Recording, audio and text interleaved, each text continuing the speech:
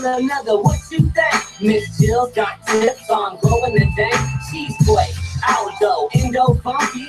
Time wreck hack placed in my blunt seat. Skunky, smelly, space palm sticky. Stepped in the dough, got the whole team with me. Iggy Pop, my city's hot. I'm not sure why the stream doesn't start, but it will. There it goes.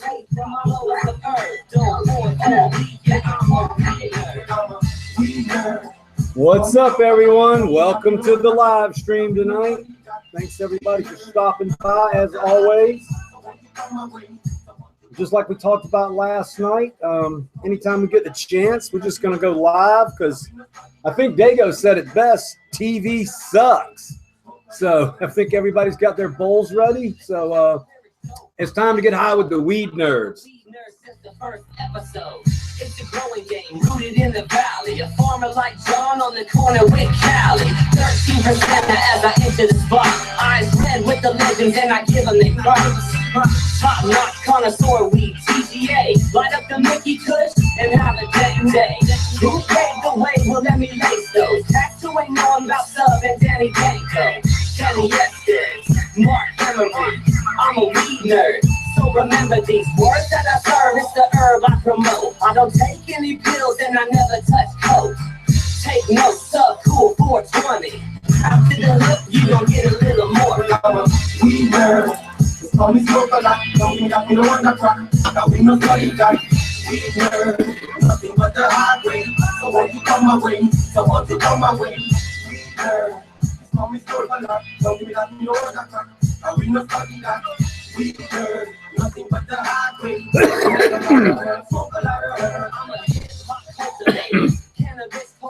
So how's everybody doing tonight? As I choked to fucking death on that bucket. How's my panel tonight, everybody? Doing very well, Sub. How's everybody else doing? How's my executive producer tonight? Doing wonderful, Mr. Sub Cool. We're having a great day, and we're just like I said earlier, getting done trimming some shit and finally getting to take a break from that. So we're happy today. We're having a good day.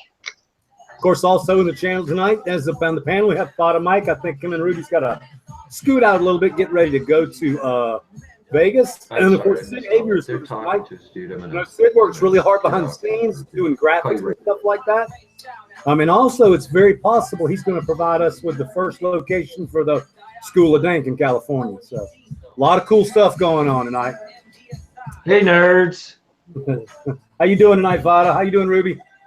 Real good, man. I things couldn't be better. We're stoked. We're getting ready to pack it up for the morning, man. We're going to head up to Las Wages and go up to the Indian reservation up there so the feds can, like, mace us and put us in our place for smoking that wonderful cannabis herb, man. Here you go.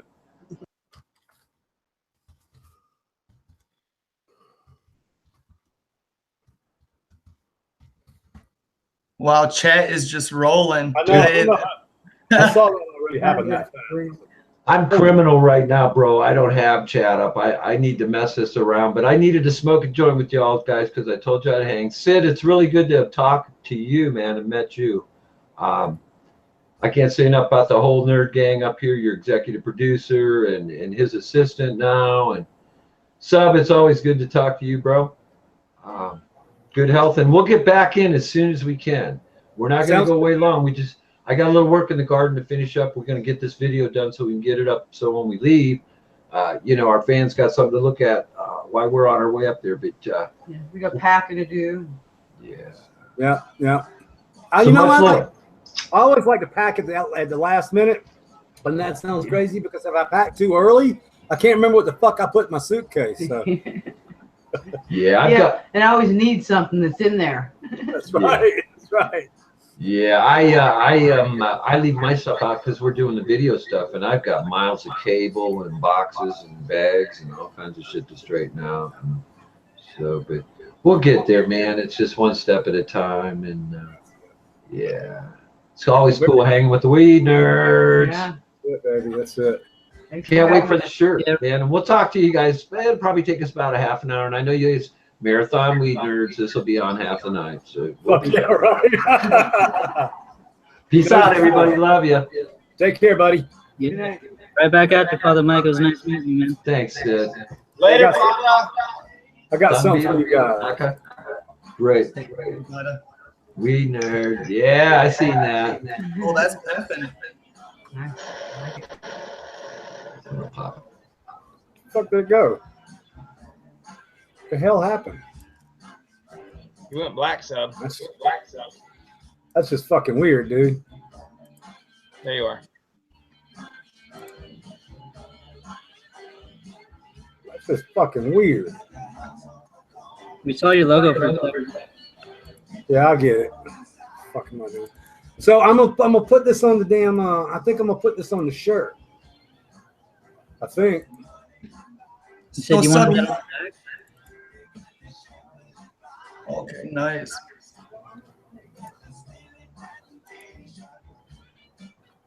Whatever. You saw it. Whatever. I don't know why it's doing that. Anyway, that's the finished version of it, and I'm gonna fuck around with it, and maybe I'm gonna get stickers made of it, and maybe I'll put it on a shirt. I don't know yet.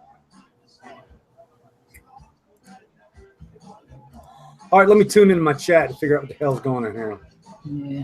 Finally figured out the chat is on YouTube. Yeah, it's where it is. I think everybody gets confused with that just a little bit. The whole, close the window and open up YouTube shit. I think it fucks with people. Right. A lot of Chewy, regulars. go ahead. I'm sorry, guys. Go ahead. I was gonna say a lot of regulars in chat for sure. Shout out. Absolutely. So welcome, you guys. Also, you know what we have to say? Hit that thumbs up button. Yeah, So for sure. Chewy- Since Fada jumped out, you want to bring in another person, maybe like Tricky D or Yeah. Bring anybody. Well, I want to keep the panel full, if possible. okay. Let's get Tricky D the email then, Malik. Will you do that for me, buddy? Thanks. And then do me another favor too. Will you send me an email with those addresses? Love you, homie.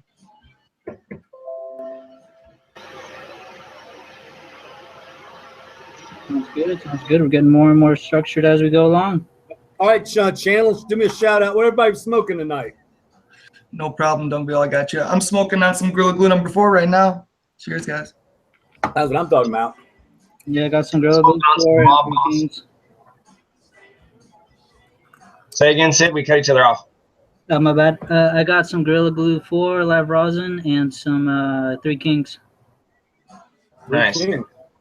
Young smoking on some Mob Boss and some Jelly Bean Wax and some Cindy 99 Canadential live resin. Nice. And I'm smoking on something made by Skunkworks. He don't even write what it is anymore. It's just some cool fucking hash.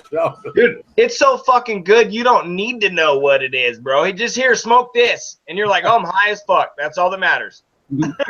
It's that good, I'm sure. I want him to bring me like a fucking sculpture made of it or some shit. Oh my god. Random shit. I want like some weight. You want one of those like pendants that'll hang from your neck like the rappers wear, made out of gold, except made out of frozen, huh? Yeah, I gotta get in touch with him. He's supposed to be leaving tomorrow night to go see his dad. Something he's been planning for a long time, but I think he finished washing the blood wreck, so I'm hoping he drops it off before he takes off. That'd be sick.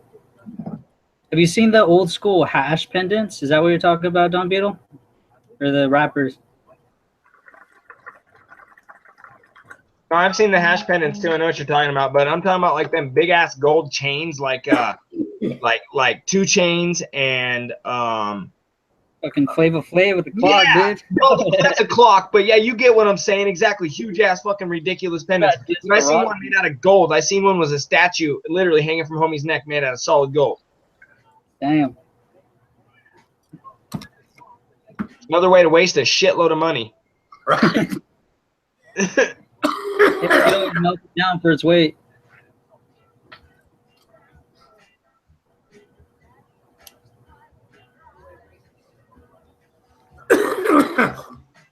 So, Sub, I was going to ask you, we were talking about possibly doing a Dank 2.0 giveaway on Saturday. I mean, did you? Yeah, let's do it. Okay. I'm very excited, guys, to hear that. Dank 2.0. On Saturday, we're going to have a giveaway.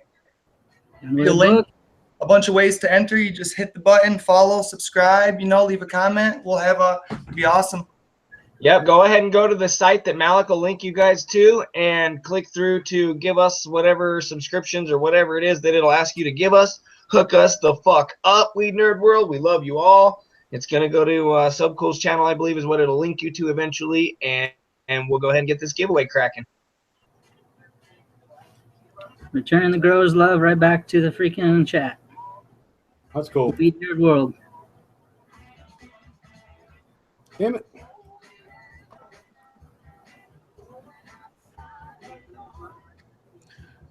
So you've been chatting with Soil. Did you get a chance to actually chat with Soil King? You said Sub the other day. Or? I missed him, and this is what I think happened. Like me, he's probably busy as shit, and I left a message, and he probably just ain't checked his messages yet. So I'll call him back. Hey, Tricky D. I'll bring Bo in. Yeah, bring Bo in. See if we can get Tony in too, man. We love Tony. Tony. So Tony's daughter. Tony texted me this morning, and I mean, Tony don't get that upset, but he was a little bit. He's like, well, my daughter told me I sound like a fucking dumbass, and I told people to shut the fuck up, and she said I'm not a very good host and shit like that. And I told him, I said, dude, have you watched the fucking guest, the host of the show? He's a fucking idiot. You can't be as dumb as he is. So I made him feel better. Yeah. His young daughter was fucking with him. Dad, you suck. You're rude to people. He's all butthurt this morning. Yeah, that's funny. I sent Bo. Yeah, he'll be here. I'm not watching the channel either.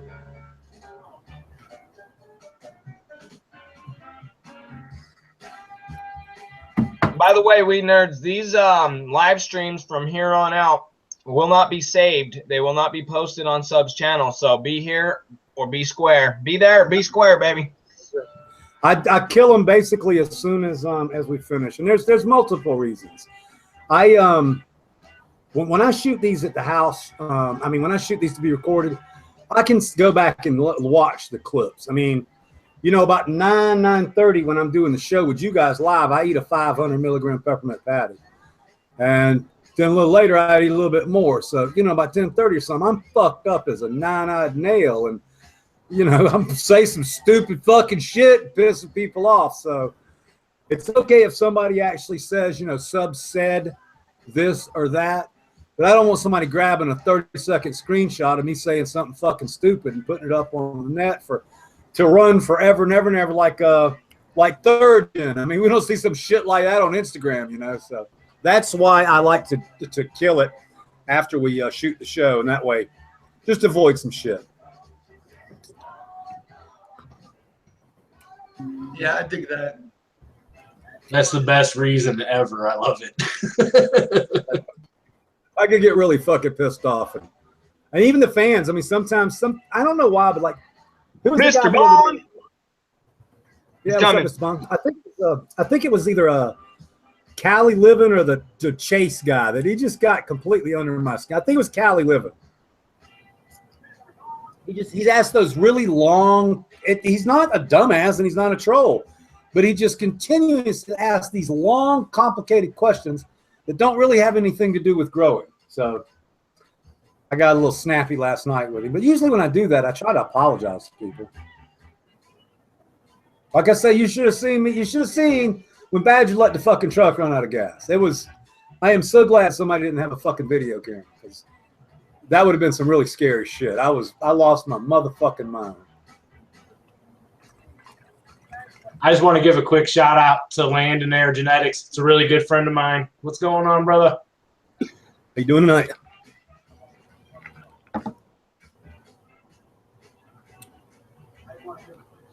Yeah, we're already close to 300 viewers, so don't forget to thumbs up, guys. That's crazy, man. You guys are too much. Too much. Too much. No, I'm trying to find a scroll question. Man, you guys were just talking it up in there. I got to get to the bottom of this thing. I got to get to the bottom of this.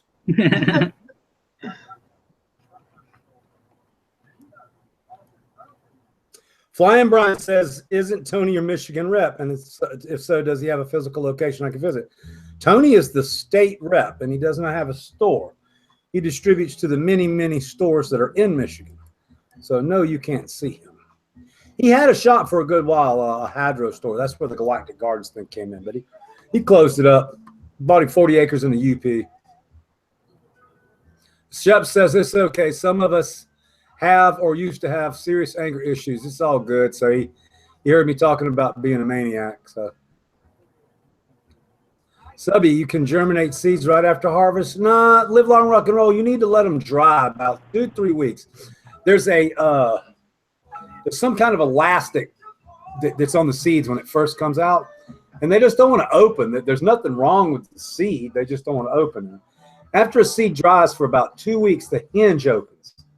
And so once the hinge opens, then the seed can actually be planted. So if you germinate seeds right out of the plant, you'll get a really low germ rate.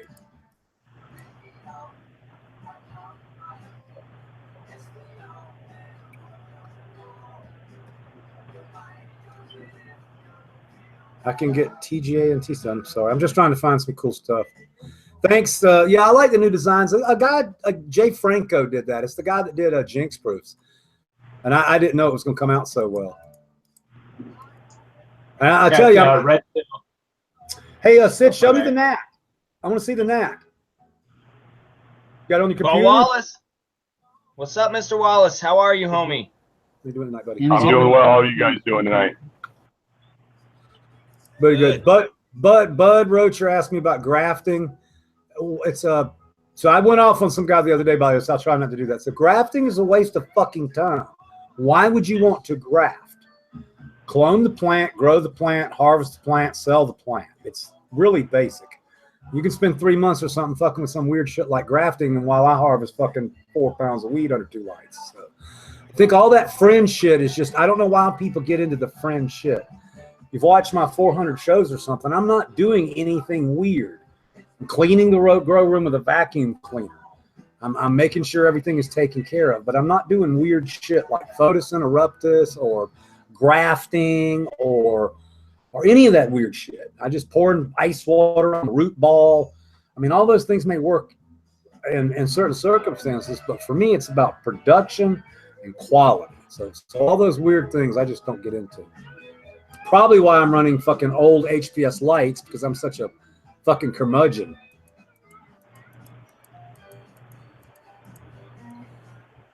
So what are the 4 new quadrants? It's going to be Corkle. It's going to be, there's 2 sherbets and 2 orange juices. There's 4 Pinots. And then the 4th one is going to be the breeding plants that we're dragging out of the breeding room in order to breed Mendo Dope. What else are lonely growers supposed to do but hang out with other lonely growers? Well, that's the way I feel about that. Talk about how pH affects germination rate, because 6.4 pH seems to be the sweet spot. What are your thoughts? See, that's what I'm talking about, like Callie. Yes, it's a complicated question, so check out my answer. I don't check the pH in my fucking water.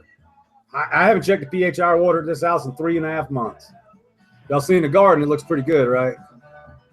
If somebody's new, man, they can really get focused on.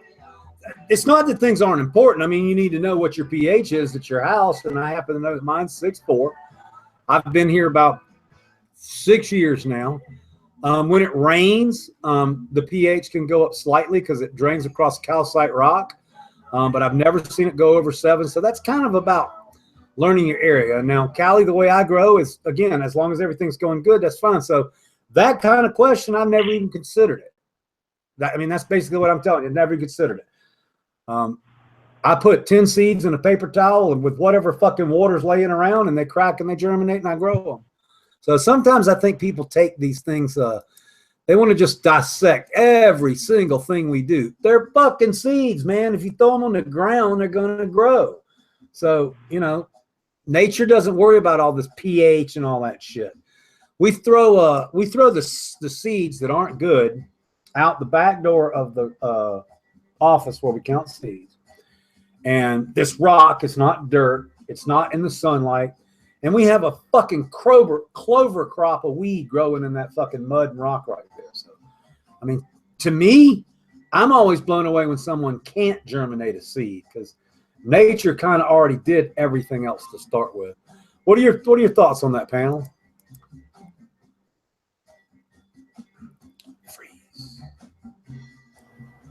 Sorry, I was typing. I'm just going back to what I said yesterday. I'm with the KISS method. Keep it simple, stupid. The more things you get into trying to be meticulous about and looking after and thinking over, you just make yourself more room to make mistakes, in my opinion. How do you germinate your seeds for hydro, Tricky? Just curious. Same as we do in like a rapid rooter? Oh, I'm not hydro. I'm soil. Oh, okay. I'm sorry. Well, that's what I thought. So do you use a rapid rooter still? No, I usually just start in some cocoa with a little bit of soil mixed in with it. I got you. That's cool. Well, I always did. At first, I start with a 12-hour soak in the shot glass, and then I go to the paper towel, and then I go into the dirt. Yeah, no, everybody's got different seeds. I'll tell you one thing about seeds that, and you're right, Tricky. That's a great way to do it. The one thing that I don't like, and you've been doing this a while. The one thing I don't like new growers do all that stuff is, you can actually damage a seed after it germinates. So personally, I've germinated seeds 1,000 different ways. Once they came out with those riot rooters, I basically just shoved the seed down in the riot rooter, and I never have to touch it again. And it just germs just fine. But the answer to that question is however you can germ the damn seeds, and as long as they grow, they grow. I know an old guy that does some really weird shit to seeds, stuff that I don't agree with. He's 64 years old, and he's probably germinated 60,000 seeds. So I'm not going to tell him he does it wrong. Seeds are pretty easy to get to germinate. It's all about finding what works for you. I know people that put their seeds in a pill bottle lined with sandpaper and shake it up before they germ them. I don't see the need to do that, but some people do. It works for them, so, let them do it. Yeah, I was going to ask if you guys have ever scuffed your seeds before. Jack the Ripper, well, I haven't had anybody do it in a long time. When we first started this company and we were sending them out, there was a couple people had some germ problems. So we told people to take an emery board and scuff them. Oh, that's fucking badass. Throw it up again. Can you see it? Or? I saw. There you go. Oh, dude, that's fucking sick. Yes, this is some Nat smoking a joint wearing glasses. Yeah, but that's all I need is it to be simple. It doesn't have to be that complicated. That's fucking funny, dude. A Nat. Thanks, man. I was confused the other day you were talking about doing like a Net 52 one with the fungus and shit. So I'm like, oh man, I have to change it now. Yeah. Well, you can just play it around with a little bit. I'm thinking about going getting something like this Saturday afternoon. Okay, I got a question. I got to think about it. Sub for cannabis. If a single female was to hermaphrodite, would the offspring of said plant be haploid or just miss the male genome and not half the total genetic material? I don't know. I'm not a geneticist. We'd have to ask the geneticist. They're trying to ask me complicated questions, and you guys know I don't claim to be no fucking scientist. All I can tell you is if anything hermaphrodites in my room, I get it the fuck out of there. Hey, I wanted to read you guys something from the Science Nerd chicks. I asked her about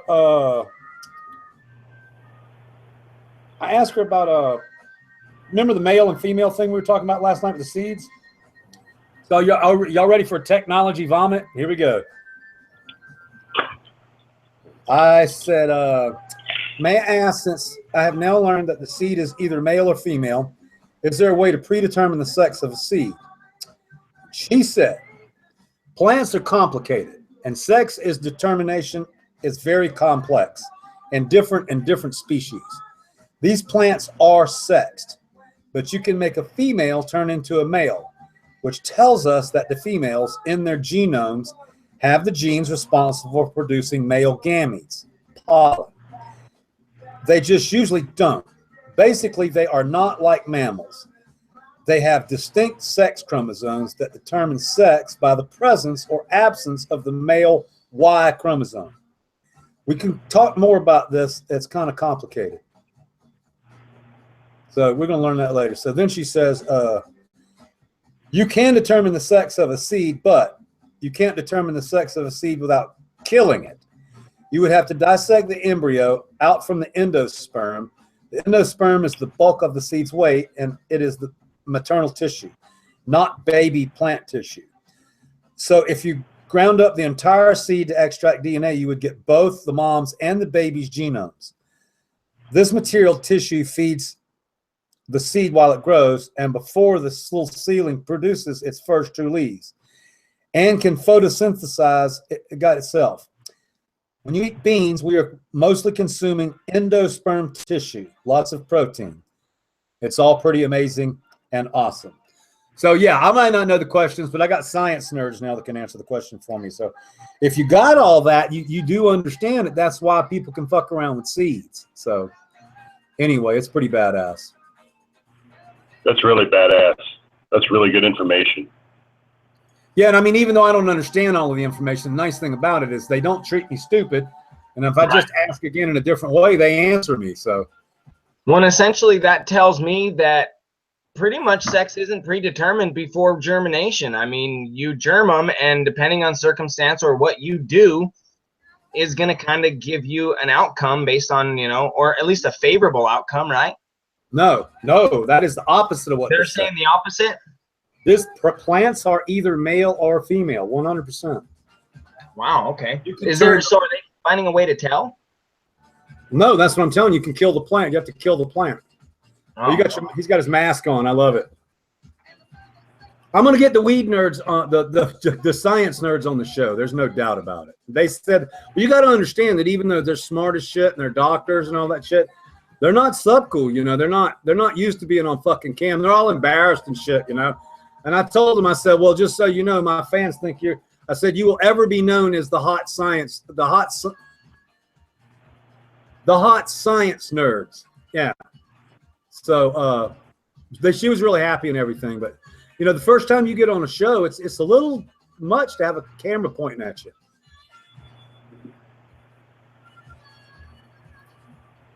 I remember filming my first couple videos and just being basically mortified the entire time. Yeah, no, it's not for everybody. A lot easier when you forget that there's, you know, 300 people watching. It's just us. See, I don't care. Like I've done so much stupid shit in my life that I really don't care. Hey, that's a good tattoo idea. The Green Avenger smoking a joint, stomping on a gnat. Apparently, we're getting issues with the camera being stuck on Sid. Chat is saying. Oh yeah, apparently that. So that's why I've been entertaining them. Fixed. It's fixed. Thanks. Sorry. Thank you, guy. Good job, Bo. Good job. Bo just did his first official mod duty. What I do? Correction, that was Tricky D. Oh, that was me. Oh, Tricky D. I'm sorry. I was just entertaining. Don't worry, Bo. I got you on deck, bro. I'm gonna get you in there. We're gonna get you. I can't see the chat right now. Anyway, I got to do some updates and some computer issues here. But so far I can at least get in here and see everybody and talk to everybody. Yeah, there you go. That's what matters. I'm new to this stuff too. Like I said last night. Haha. Dago is in the house. He's getting ready. You ready to go to Vegas? Pedro is at the airport right now with his plane delayed, waiting to get on. I don't see him in chat anymore. Maybe they made it on their plane now. Big B's Bud said, what would you soak seeds in? I do not soak seeds. I put them in rapid rooters. Simple. Tweezers, rapid rooter. Call it done. A riot rooter. Yeah. Keep it simple. Yeah, I mean, riot rooters changed a lot of things for me. I root in them, I clone in them, I seed in them. But I will say that that's one of the things I actually like to buy, the brand riot rooters. I don't like to buy a knockoff or anything. They're made a little bit better. I've been using riot rooters too. I'm trying to convert my garden and get it to where I produce everything at home and don't ever have to go to the grocery store. So I just started a worm farm. I'm going to start making fermented plant juices. I got a compost bin going. and I'm just trying to make it to where I never have to go to the grocery store. I just want to do everything at home, totally organically, and just not even have to mess with it. So I'm making my own worms, my own worm castings, my own nutrients, and that I'm gonna try not to have to use rapid rooters anymore either. Mr. Bond, what's up, brother? How you is, man? How's your day going? How's it going, Bond? How's it going, guys? Good, man. Good evening. Chewy's Grow wanted to know what my favorite burger place is, franchise only. Well, I don't really eat bought fast food type stuff very often. I mean, I like Arby's. Now, if there was a fucking White Castle with anywhere about 20 miles of my fucking house, we would have a rotating diet. It would be Chick-fil-A, White Castle, Chick-fil-A, White Castle. But we don't have White Castles on the West Coast, or not that I know where they are. But as far as a hamburger, I like to go to a nice restaurant and eat a hamburger. There's 4 or 5 places around here that have really good burgers. Johnny Garlic's is not too far from here. It's Guy Fioretti's place. He does a burger with fucking onion straws and handmade bun. It's pretty good. But I'd just rather go to a nice pub or something to get a burger than I mean, I don't know what the fuck they're serving at Burger King and Arby's and McDonald's, but it smells like turds on bread. So I don't generally like to taste turds. Yeah, turds fucking suck, bro. I agree with you. I mean, do you guys eat fast food? Man, White Castle, you hit home with me on that one. Right? I fuck up 10 White Castles. You give me 10 White Castles. Going that thing by White Castles, you are shitting your brains out 2 hours later. Right? Every time. What kind of meat is that? I mean, is it meat? It's just one of those. I don't know. I've heard the onions aren't even onions. I've heard they're like diced cabbage or something. I believe it. Because I will tell you that it's been a long time, but generally when I eat White Castles, it's 3 o'clock in the morning. I'm drunk as a motherfucker, so it doesn't matter what's on them. No, not really. As long as I can eat one in one bite and eat 7 of them in a row, I'm happy. But seriously, now the Chick-fil-A now, the Chick-fil-A place I go to, they actually ask your name because they bring you food. Hell, everybody knows me now. They actually know my name. They don't have to ask me no more. My only problem with Chick-fil-A is their menu is tiny. That's all they got: fried chicken and a couple of rolls and just chicken. Hey, Seb, do they know your order too? Oh, yeah. Yeah. Fucking kale and broccolini, chicken nuggets, and a giant iced tea. Nice. I got to throw a shout out to freaking In-N-Out. They just opened one by where I live, literally 3 blocks. Oh, dude. Yeah. Nice. I've never had In-N-Out. I haven't made it that far west yet. No, it's really nice the way they set up their company. I did a project on them back in college for marketing. They don't have any freezers. So the way they set up restaurants is they set up the distribution center first, and they figure out, okay, a truck can drive so many miles a day, which is 637 or something like that. So they put all the restaurants within that circle so that every 48 hours they can deliver fresh food. So they don't have freezers or any of that shit. That's cool. No potatoes, they fucking peel right in front of you. It's cool. Is that the new one in Ukiah? Yep. Yeah, I just heard about that. No, me and Badger go back and forth on this in a good way. I'm a Five Guys guy. I'd rather have a Five Guys than a fucking In-N-Out. I love Five Guys too. Each his own. No, that shit is bomb, dude. The way they wrap it up in the foil, that shit's good, man. No, you gotta understand for me is I'm out in the middle of nowhere. Yeah. Oh no, I know where you live, dude. To have a fucking In-N-Out up there is magic. Yeah. Well, somebody was telling me the other day, when you get up there close to Mendo and you get to that place where the Freedmans and all those stores, all that shit was built for the growers. Yep. I kid you not, come September, October, the aisles, between the aisles, if that makes any sense. Where they have all the clearance shit, never fails. Always trimming gloves, bins, followed by jars. It's the normal thing too. It's hilarious. Totes get freaking carried out by the hundreds. It's ridiculous. And that actually works all the way down here. So the Freedmans here in Santa Rosa, when you go during harvest time, yeah, they have a big. I mean, Yeah, they have canning jars because people are canning, but right next to it, they have big fucking 2-gallon jars and, like you say, rubber gloves and scissors and trim bands and alcohol. And yeah, they know what the fuck's up. I kid you not, even up here, you can even stop at a freaking gas station and pick up that supplies around that time of year. It's really funny because, you know, you smell people and then you're like, oh, yep, same thing, huh? Yep. No one says anything, but everyone knows. Everybody knows. It's a smart thing if you ask me, you know, if you can't beat them, join them. It's an old saying. Well, I got right? a neighbor, and he's a biker dude. He does not smoke weed. His wife does not smoke weed. And he's got a barn, and he's asking me how to grow weed. And I'm telling him, he says his wife's worried about the feds. I said, the feds are not going to come fuck with you for 3 plants behind your shed. No. Hell no. But, you know, he's just like, their money's tight. He's seeing everybody running around with all this money in the weed business. He's got some acreage. He's like, fuck it. I was like, right? Hey, that's all you need. Fuck yeah, it is. He says, right? You have a little less money. I mean, all you need is a pair of eyes. Yeah, we'll let it stay at that. But Yeah. I'll be honest, I've seen a lot of people come out here and fall on their fucking faces because they don't have what it takes. And they've got lots and lots of money, bro. Money was not the problem. That's true. Urban Farmer wants to know if I've been to Buster's in Calistoga. Shit, Negro. We eat that like 4 or 5 times a month because if we don't have any food, there's the grocery store's like 45 days away. I mean, 45 miles away. And right down the end of the road, it's like 19 miles is Buster's. And you can get pulled pork, you can get tri-tip, you can get ribs, you can get chicken.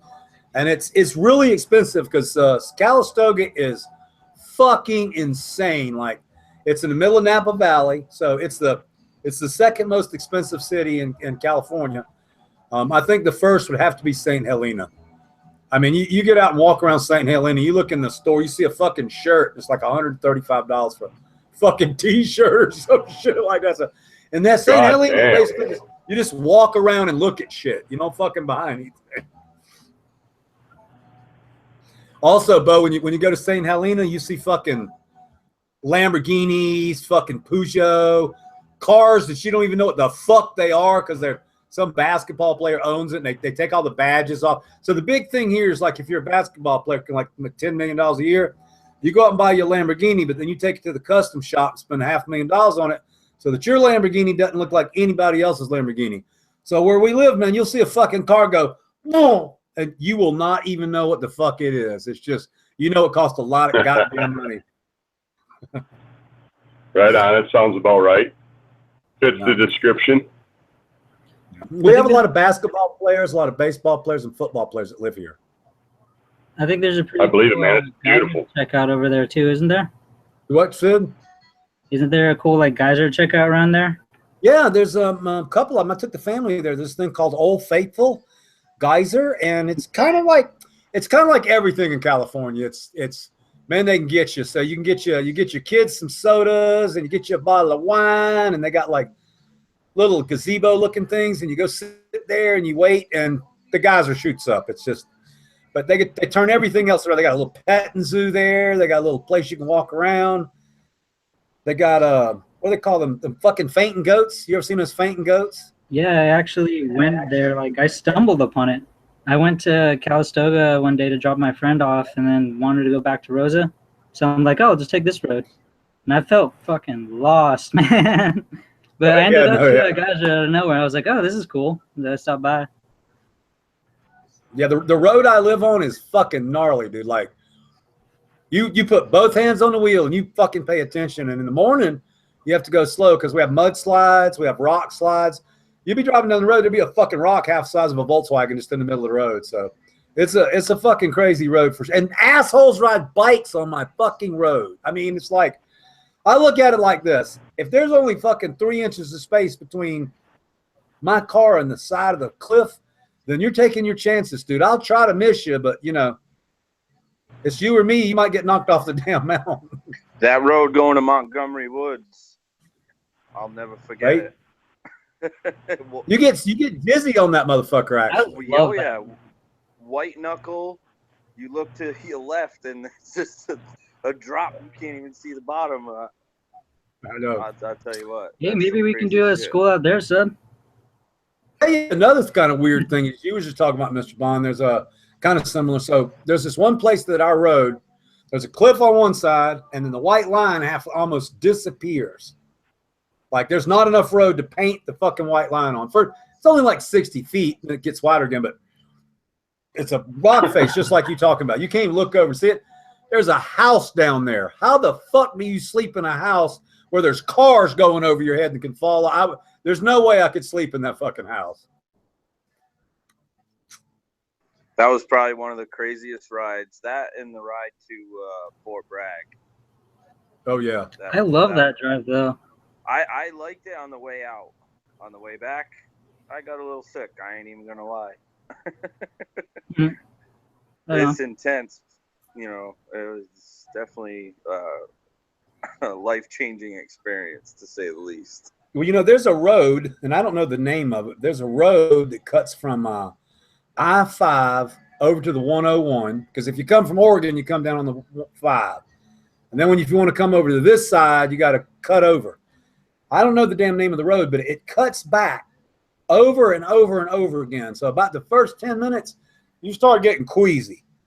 And then after 15 minutes, you're about ready to throw the fuck up, and it just never stops. Each curve turns backwards on itself, and then backwards on itself. You just get fucking, I mean, it's a really fucking, you get slow down to like 20 miles an hour so you don't throw up.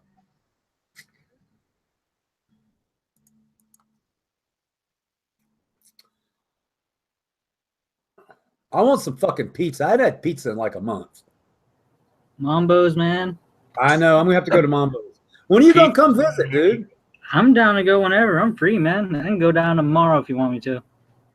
Yeah, we need to hook up for sure. Yeah. I'm going to Olive Garden with Jenny Northstar tomorrow. I haven't seen her in like 4 weeks. Oh, nice. That's Chef Joel's wife. We're really good friends. Yeah, I miss them guys. I got to see them real quick at the Emerald Cup, but They're doing. I mean, they're such good friends of mine. Both of them have checked on me through this whole ordeal. I mean, and Joel is not like, he's not like a warm, friendly fella. He's not. He's got all these anxieties and stuff. Sometimes they don't let him away from my house because he's rude to customers. But man, he sure thinks the world of me, and I think the world of him. I'd damn near do anything for that guy. So they're like 20 miles away, and you know, being so far away from home and not having the family here anymore, it's really nice to have. I mean, Jen and Joel are my family, and Scotty Hustle. I don't know if y'all follow him on Instagram. They're just really nice people. Yeah, I'll never forget. You know all those guys, don't you, Bond? Yeah, the very first time we came out to, I think it was maybe 2013. We came out to the Cup in San Bernardino, and Joel was like, "Yeah, come by the house, this and that," and I'm like, "Dude, what the fuck?" I'm like, he doesn't even know us. But he's nuts like that, dude. They have all kind of. They're not like me. They'll invite anybody to their house. I know but it was you know, the hospitality that was there was, you know, unbelievable. So have you ever cooked for you? Oh yeah, he cooked. We hung out. I've been over there a few times actually. He does not fuck around on the cooking. No, he does not. They call him Chef Joel for a reason. Yep. But yeah, outstanding people for sure. Right. Yeah. No, I love him to death, and hard working. My God, that boy can work. Very seriously. I think it's time for a bong hit type situation. The music. It's about that time. Panel tokes. I'm down for that. Panel tokes. I'll second that. We're gonna watch a little something here real quick. Around. While we get high. I take this more seriously than you know me. Almost anything in my life. I found this last night. I've never seen this version. God, it's nice.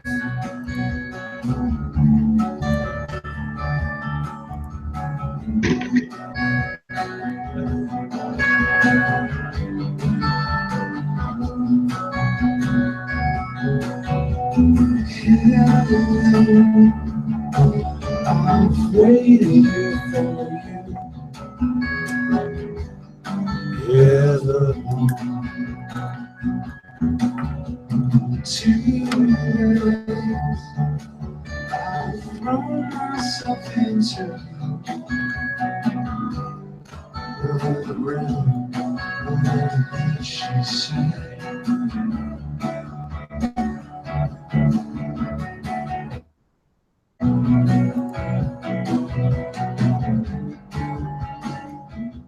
If you guys hadn't figured it out, I fucking love the Foo Fighters, and that is a version I have never heard before. So, I mean, think about Dave Grohl. Dave Grohl was the fucking drummer for the goddamn Nirvana. Now he's the lead singer for Foo Fighters. I mean, does it get any fucking better for that when you're a musician? Dave Grohl is a badass.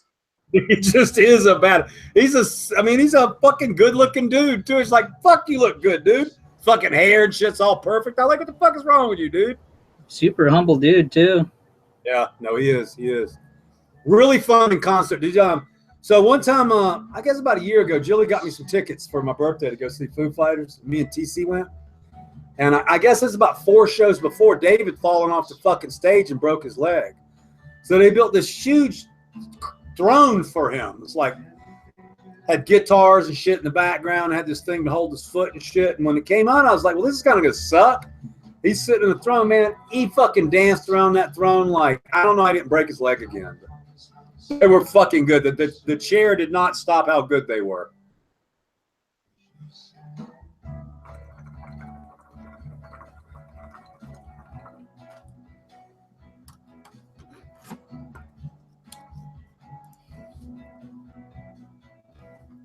I'll tell you, I can't wait for April. I know. And you know what? I'm going to tell you something right now. Jinx sent me a fucking text today. And I may make a fool of myself right now, but I got a good idea. So Jinx sent me a text, and he said, are you going to be in L.A.? And I gave him this long answer like I always do. I said, I'm planning on it, but if I get sick, if I feel like shit, or if I have the shivers or chills or some shit the day I got to get on the plane, then I won't get on the plane. And I mean, just so you know, I missed about 8 planes in the last 3 years because of that. So I said, but I plan to. And he said, well, you might want to, or you're going to miss something big. So, I mean, High Times wanted to do this, give me a, I don't know, Lifetime Achievement Award or something like last year. And I was fucking up being in the dumbass or some shit. And I didn't go. And well, I'll tell you what, me and the Mendo boys are driving down. We can pick you right up. Yeah, no, I'm flying. But I do believe, based on what Jinx says, that possibly High Times is going to honor me somehow. Good afternoon, Amelia. How are you? Hey, I saw that picture of you on Instagram today with your hair all done up like a movie star. What you got going with that, girl? But yeah, it'll be cool. I mean, just the way Jinx said it. You know, he's kind of a sneaky guy, and he was behind the first time they were going to honor me. So just the kind of way he said it, you know, he's like, well, if you're not there, you're going to miss something big, hee. And I know Jinx, so he's probably got some shit planned. So what an honor that would be. Oh yeah, for me to be there, that would be even better. Just to witness it. Yeah, nice. Fuck yeah, bro! I got my plane ticket. I can't wait, homie. Yeah, but I'm gonna try to go down too. Yeah, y'all all got to be there. It's going to be, I mean, you talk about monumentous. I mean, we're going to have Mendo Dope in the house. We're going to have the Grow Tube Roundtable in the house. Fucking Dung Beetle's going to be there. I don't know how many other people are going to be there. Then my crew is going to be there, which is Alpine Alternative, Cali Grown, me. Who else is going to be there? Of course, you know, Frenchie comes and hangs out with us just for a little bit. It's just a crazy goddamn fucking time there. And we've never, we have. It's been a while since we had this many. And I'll tell you guys a story. Story time. So the last time we had this many people at a show was Emerald Cup. And that was the year that we invited Mr. Rise to our booth. Mr. Rise came in with a bunch of hash, and he was getting everybody stoned. And next to us was MTG. And I guess the guy's name is Janko or some shit like that, Janko. And I guess he's had a stroke or something since I'm telling the story. So I'm not trying to start shit, but I watched this shit happen. So basically, this guy Janko was macking Rod the whole time he's dabbing. He's like, staring at him, like just like beaming a hole through him. So it went on for a long, long, long time, and I didn't think it was ever going to stop. So, and I actually was the catalyst of this shit happening. Jill was standing right next to me, and she's ready to fly off the handle anytime it does things. So I think I said something like, "All right, I'm fucking tired of this." Dude, Jilly was over the fucking top of me, swinging at fucking Janko's wife, punched fucking Janko and shit. Everybody grabbed everybody and pulled everybody off. And Janko was acting like such a fucking maniac. And Jill's a woman, weighs like 110 pounds. So when the security guard showed up, they figured Janko was the one starting the shit, which he was, but he wasn't the one that got boxed in the fuck. He was the one that got boxed in the fucking mouth. So anyway, they dragged him off into the cup that day. And after that, anytime we went to a show, we basically made sure that we weren't near MTG, and we made sure that Matt Rhymes was not in our booth. And that was a crazy thing to happen, but I'm not going to put up with that shit while I'm trying to work, make money. Mendo Dope's in the house. What's up, Mendo Dope? What up, Mendo boys? Good to see you. I'm sure they got a Dago said he sent you an email. Dago said he sent you an email with a link to an album to his band. That's cool, Tricky. We got that. Sub, you think the Mendo boys would join us? Ask them. Mendo, come on, boys. You guys got a cam? I know you got cameras. I was gonna text him. I was gonna text Bleezy and tell him to Hell yeah, Bon. download Check the Hangouts app. Fuck yeah, bro. I That'd know be he cool. could do it. Tell him I'll get him in and shit, and then they can come join us. I think you can. Oh, they're sick. Okay, here we go. We have Dago's band. Fuck, that sounds good. What are you stopping, fucker? What's up with that? Oh, it's buffering. I'm sorry.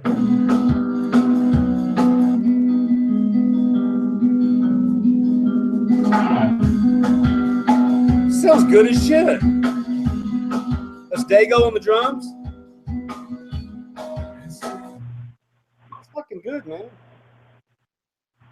I ain't got the bandwidth to listen to it right now, though. That's fucking awesome. Thank you, Dago. That's actually really good, dude.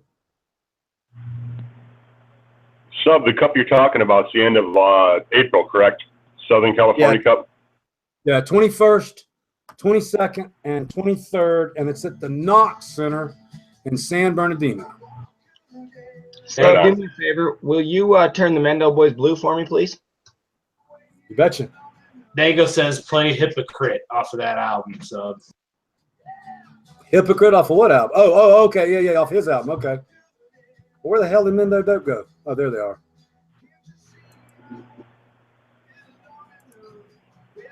Added, bro.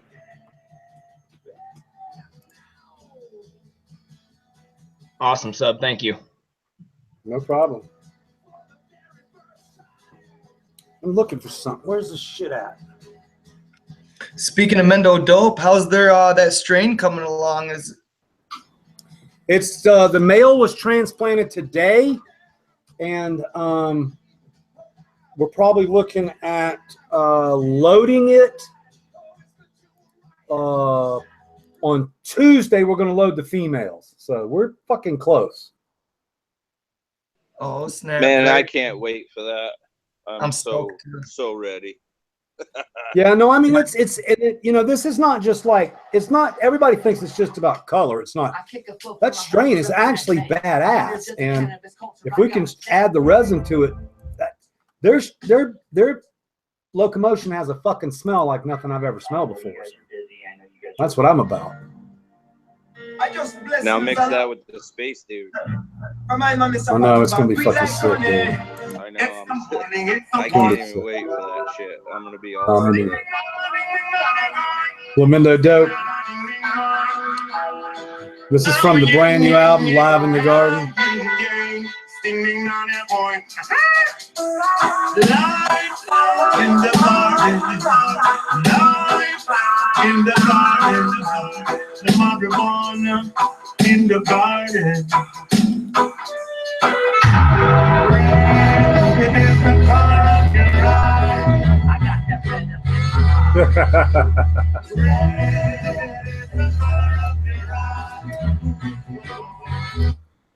I love those fucking guys, man. I gotta tell you. Who else comes up with a song that the starting word is red, like the color of your eyes? Too fucking funny. This album's gonna be epic. That's all I have to say. No, yeah, that's absolutely. Definitely gets better and better with every album. You can Well, tell not they just really that. put the work in. The sound on their fucking albums is fucking amazing. It really is. I don't know how Yeah. they get that kind of quality out in the garden, but it sounds as good as any CD I buy. I know Bleezy said he's been killing it, learning new stuff. So it's gonna be a good one.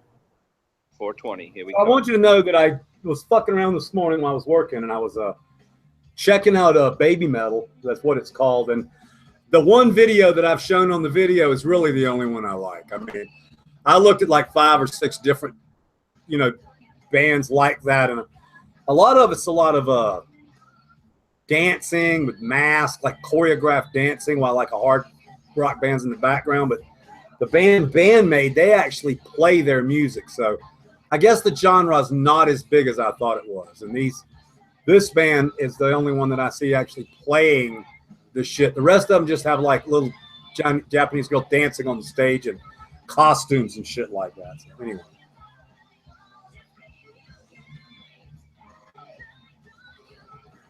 Yeah, can't wait for 420 to the release of the Mendodob's new album. Hell yeah, I'm going to the party too. Fuck yeah. I think they're having a party out at a natural cannabis company. It's basically Donna's house, the lady that owns Organican. So. Oh, done. Yeah, no, it's a fucking nice place to have a party too, let me tell you.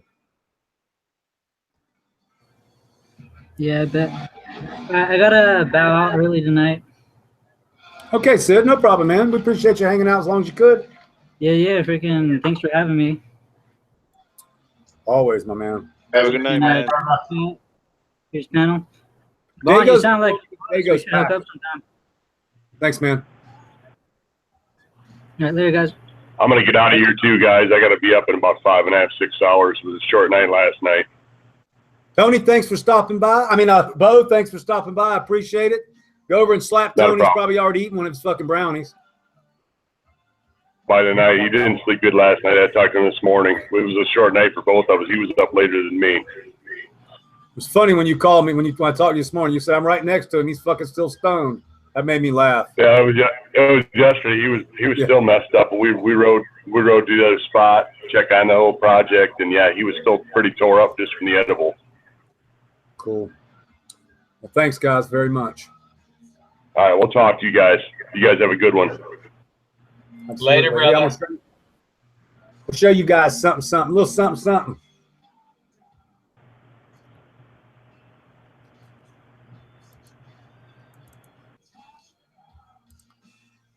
What you reckon that is? Black cherry. Doesn't look very No, that is Joe Pine Romulan, and that's Vortex Male selected from 1,000 seeds. I was just gonna say that. I saw you post. Oh wow.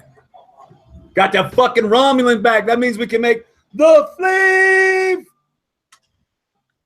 And Yeah, close I saw Mr. Spliff said bring back the Flav. All right, somebody keeps mentioning Super Chat. So, I mean, I'm not going to collect money from Super Chat. That's not like I could collect it and give it to a charity. I could give it to like the Robin Rose's charity or something like that. But it would not be right for me to take donations. It's not costing me anything to do the show.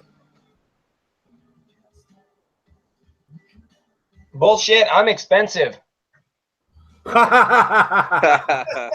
right. Yeah, I thought we were all getting like $26 an hour to be on here. What the Yeah, hell? right? Yeah.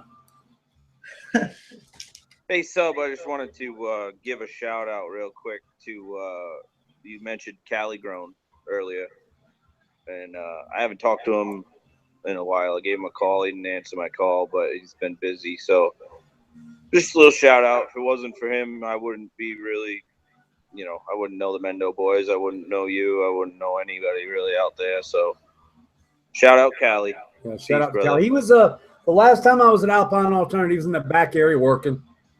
I don't know what he's doing. He's something. He had gloves on and he was fucking with pot. So he's such a nice person.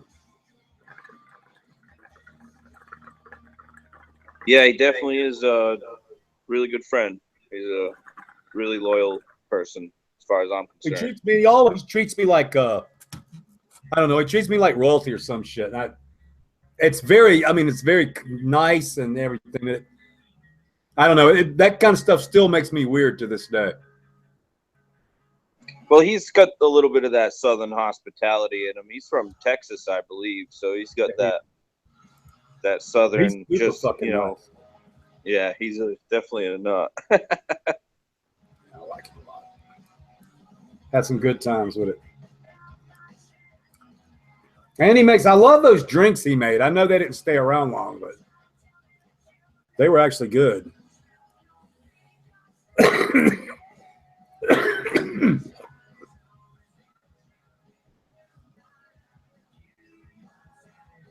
Cali has the best weed, NorCal too. I wouldn't say that anymore.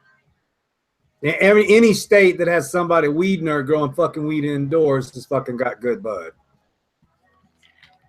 Yeah, there's good bud in every state in this country. Let's not get that Let's not misconceived for a second. There might not be a lot of it in some states, but there's somebody that's got it.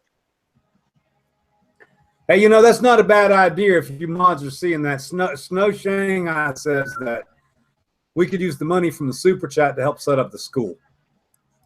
That's not a stupid idea. When Dago gets back, I'll ask him about it.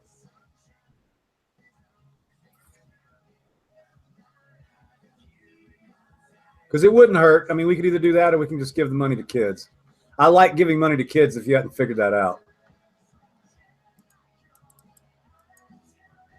That was one of the main things that attracted me to you, to Subcool, TGA, the whole thing.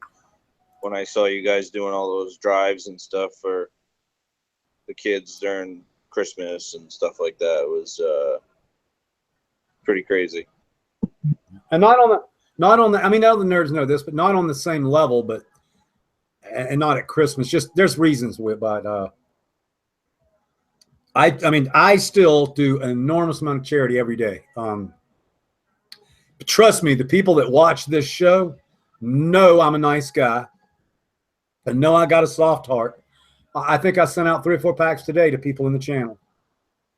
And again, sometimes it's like, sometimes I wonder what they're going to do with the seeds. Sometimes the people are in such bad shape, I don't know how possibly could grow them out or anything. But, I don't care. This is what I see. They reach out to somebody they look up to, me, and they ask for a favor. And I do the favor. Even if they don't ever grow them out, it lets them know somebody fucking cares, man.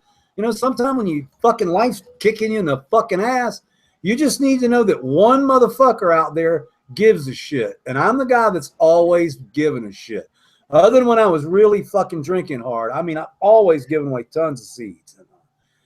I always will. In fact, so many now at the point, right, I'm probably not being safe about it. Any fucking body that sends me an email that's got enough sense to send me a name and address, I'll send them a pack of seeds. I just don't care anymore. So a lot of times it's stuff that we're not going to release, like the Girl Scout Cookie Time Space Dude. I'm not going to release that, but it's fucking fire. It's just that it doesn't yield enough to get on our menu. And we talked about it the other day. I'd just be the 51st guy that has a fucking cookie strain on his menu. So, yeah, I saw that conversation. Daniel, Oldie just texted me. He said, "Let all the weed nerds." They said, "What's up?" and they're both sick. Otherwise, they'd be on here. Yeah, that's what they So- said. I knew they had the croup. They told me this morning they felt bad. So get better, buddy. Absolutely. But yeah, no, I just watched something about it was just random, popped up in my YouTube. The people that have survived jumping off the Golden Gate Bridge, there's only like 19 out of whatever. There's what's supposed to be 1 or 2 every week or something. But the one story, the guy was saying, as he was walking down the bridge, some lady asked him to take a picture. So he took the picture, and she didn't even say thank you or anything. And that was the final straw for him. He was like, no one fucking cares. And he ran and jumped, and he said the first thing that came to mind was, what the fuck did I just do? And that's what the other 18 people have said also. But yeah, if you have a chance to help somebody out, I mean, that. No, it's such a small thing to do. I mean, the way I look at it, I've talked about this a lot, but it really is a small thing. It's $2.97 to, and again, a lot of these people, I don't think they're actually growing these damn things out and harvesting the weed. I think it's whatever. They're just looking for somebody to listen to them, maybe. But and they generally always send me an email saying thank you. And sometimes sometimes the stories that I like are going, I don't know. Sometimes they email me back and they're like straight on. They're like, well, so I told you, blah, blah, blah, blah, blah, blah. And they'll send me a picture or whatever. So anyway, it's a nice thing to be in the position to just be able to help people all the time.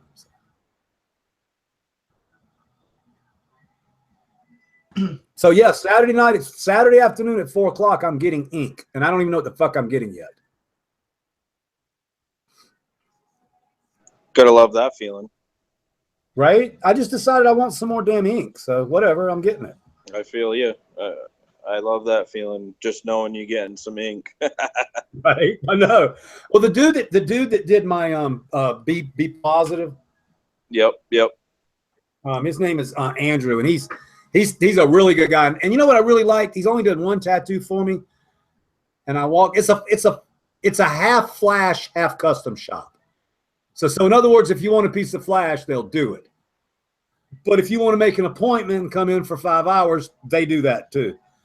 So anyway, he came walking over. He immediately remembered me. He said, "Let me look at how to heal up." I said, so I told him a couple things. I said, I'm thinking about a gnat, maybe Calvin piston on a gnat, maybe a gnat with a fucking no gnat. I don't know, but I'm gonna come up with something. So I think Sid was going to draw. Well, Sid is drawing some stuff, and he can get just a little more complicated. Maybe I'll stick it on me. Just do that red circle with the line going through it with the gnat in the middle. That's what I was thinking about. Yeah, that's what I was thinking about. Somebody asked me what TGA strain would I recommend for chronic pain. It's going to be Dairy Queen or Cheesequake. There's something in cheese, and I don't know exactly what it is, but there's something in cheese that provides an amazing amount of painkiller. Old Dave at Whedon, man, that's all he fucking wants is cheese. THC Whisper asked me, what are the thoughts of having Urban Remo on the show? I would love to have him on the show. I don't really know how to contact him. So if the mods or somebody wants to contact him, one thing I'll tell you about the mods and everything, and you probably already figured this out. One little bit ego I'll throw at you. I mean, everybody does know me. So if you guys contact somebody and say, hey, I'm a moderator, I'm an executive producer of Sub's new show, live stream on YouTube, would you guys like to come on? I mean, I would imagine that there are very, very few people that are not going to want to come on and promote their product or promote their ego or whatever the fuck they want to do, provide some content. So I think we could probably reach out to damn near anybody and get them on the show. So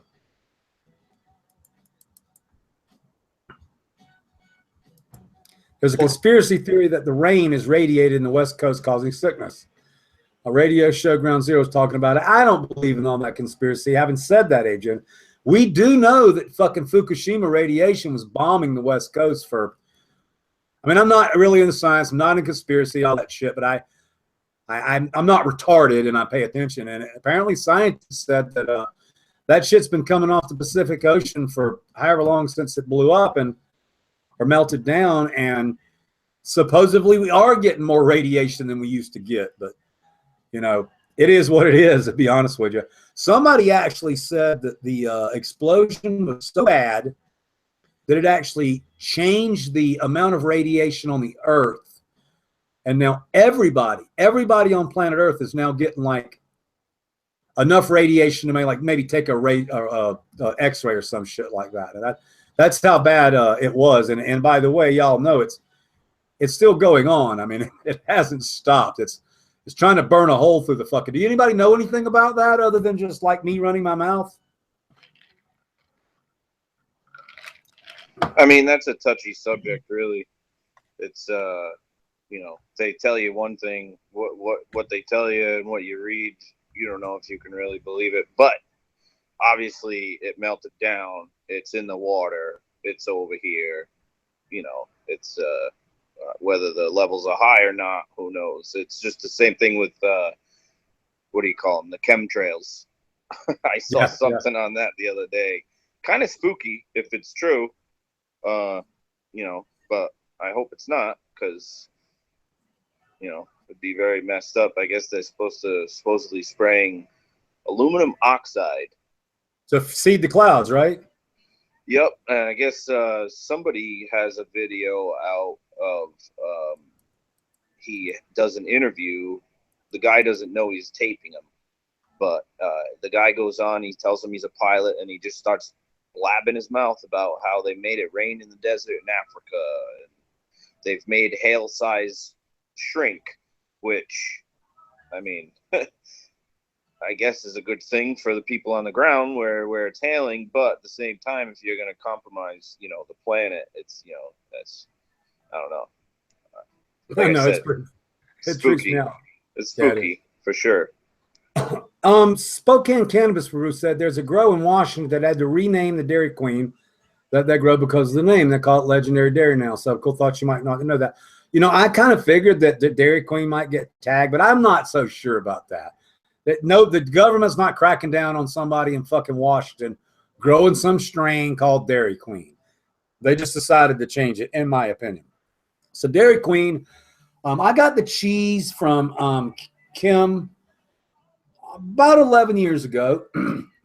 And just like everything we make, we cross it with Space Queen. I mean, it's kind of like, let's see what this does.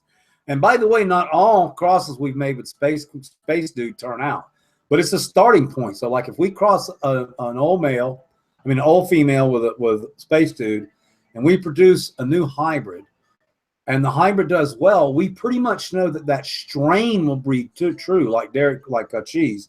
We also went on later to make Cheesequake, but the one thing about Dairy Queen that I'm surprised with was if the boys would have asked me if Dairy Queen would grow well in Northern California, I would have said no, because indoors it's kind of a really soft. I call it soft. It means that it's really spongy and it's covered in resin. It's not hard. It's young. It's like really young, the bud itself, versus an indica that gets really hard. So I would have actually thought that Dairy Queen would have got mildew all over the outside. Now, and where I live, it might, but Mendo Doug, where they live, it's sunny at 8:30, 8:15 in the morning when they get up. And here, I'm on another valley line. So here in the summertime, it's quite often gray and overcast like 11:30. And let me tell you, when the weather drops, that'll kick your ass on mildew. But the boys happen to live in a really, really sunny area. And I'm told that the area that this new garden they're going to do, the 304-gallon pots, I'm told it's full sun too. So Chris Tesmer wants to know, will you be working with Danny Boy ever again? I guess so. These strains, I'll tell you right now, strains that are from the past that we don't make now, we probably lost the father or the mother.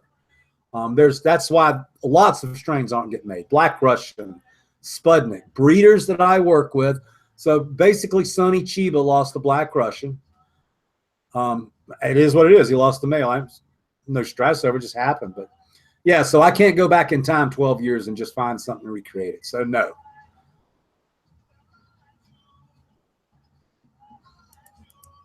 Nat has mold growling of it sucking on some roots. I'll take any kind of Nat artwork, but nobody's going to be able to put something badass together in 2 days.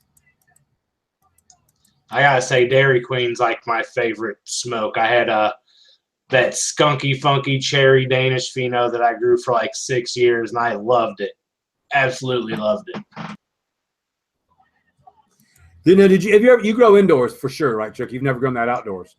No, I've only had my hand in one outdoor grow, and it was just helping Pedro with his this past year.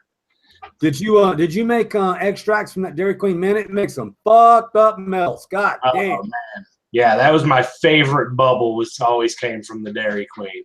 It's kind of like I don't eat yogurt, but it's kind of like fruity yogurt. It's got a kind of a funk to it, but then it's got this real fruit thing. It's really hard to describe. It's funky fruit. It is. Cherry Danish is the only thing with the cheese on it is the only thing I can go with. You got it. That is a really good description. It's a cheese Danish, yeah. And you know, the pheno I kept, there was between two of them, number 2 and number 10. Number 2 was the one we ended up keeping. But 10 was a bigger producer, but number 2 just had that punch, and that was so fun to smoke. But it was just little popcorn nugs. It wasn't a great producer, but it won out just purely by the taste and the smell. Yeah, I've seen some pretty sick melts on it, and it kind of blows my mind. There's a couple of questions I was going to go over real quick. Can Kaboom grow well outdoors? Kaboom does extremely well outside. What is going on outside in the charity garden? Well, so that's an issue. So we're committed to it, and I'm waiting on the boys to tell me about the pots. But if we don't slow down, if TGA Genetic, the seed division, does not slow down, I don't know how we can do the outdoor, because me and Badger are both working. Well, I can't call this work. So I'm putting in like 50, 55 hours a week. Badger puts in that. I mean, if you want, some people do this for a living and they call it work. I don't call this work, but so we'll just have to see if we have time, not just to plant the plants. That's not what the time is. And if I plant them, I'm going to actually take care of them and do a good job. So normally in the middle of the summer, we don't have a fucking thing to do. The goddamn pot plants growing. But this year's a little different. I don't know whether it's because it's 2017 and the laws are going to change, but I mean, it is literally like, I told about it last night joking, but like today, Badger took care of the garden from about 6:45 till about 8:15. And then from 8:15 to 4:15, he went 5:10, 5:10, staple, 5:10, staple, 5:10. I would kill myself. I literally would, but we'll see if we can get the outdoor done. I tell you, it's a joke though, and it happened to Herb Man, and it'll happen to Badger if he's not careful. So people come here and they're in shape or they're not in bad shape, and they work for me for 5-6 months, and they're in the worst shape of their lives. And that's because all you do here is trim pot or count seeds. I mean, there's not enough time to do yard work or exercise or anything like that. He picks up around here and everything, but basically for 8 to 9 hours a day, he's either trimming or counting seeds, and that's not really good for your heart. So the other day when he ran out of gas, when he ran up my driveway to go get the gas can, I thought the fucker was going to have a heart attack for like 4 or 5 hours.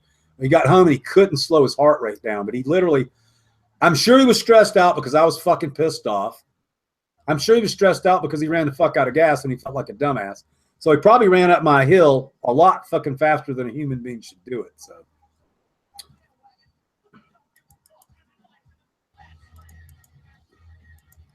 Mendo Dope, we got a question for you in the channel, buddy. So they want to know, does Subcool Super Soil compare to Soil King? Do they have great results from using both? I can't answer for them. I don't think they've used Super Soil. They're too damn big, but I'm going to watch for the boys' answer. I'm going to run Soil King soil next.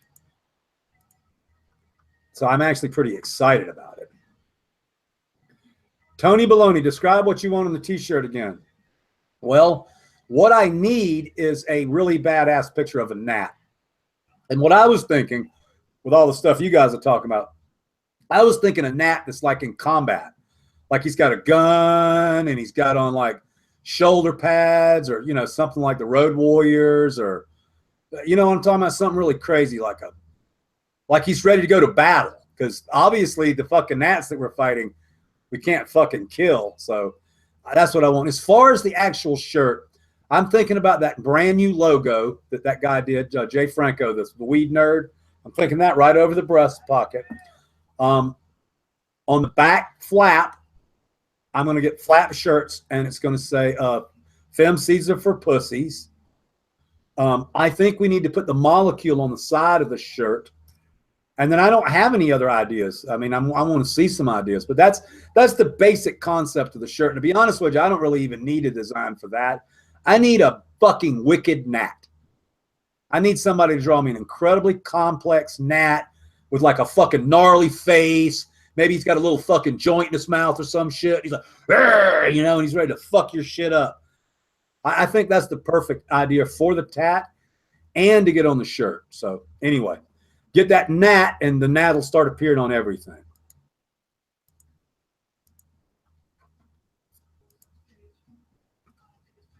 So Mendo Dope says, Super Soil and Soil King Soil are very similar. But if you look at the ingredients, we really like both. But for us not having a lot of time to make our own soil mixes, it's very nice to have Soil King, Big Roots. And I agree 100%. As much as we like Super Soil and use Super Soil, I know I've seen the recipe and it is so close to mine. Once I talk to Patrick, it's very possible we may just start using Soil King for multiple reasons. But we'll have to see. I don't know how much juice he's got in his soil versus mine. So Malik says, thumbs up and turn on notifications for future events and giveaway of Dank 2.0. I tell you what, I'm going to give away some other stuff too. I mean, I got some stuff. Y'all hold down the channel real second. I'll be right back.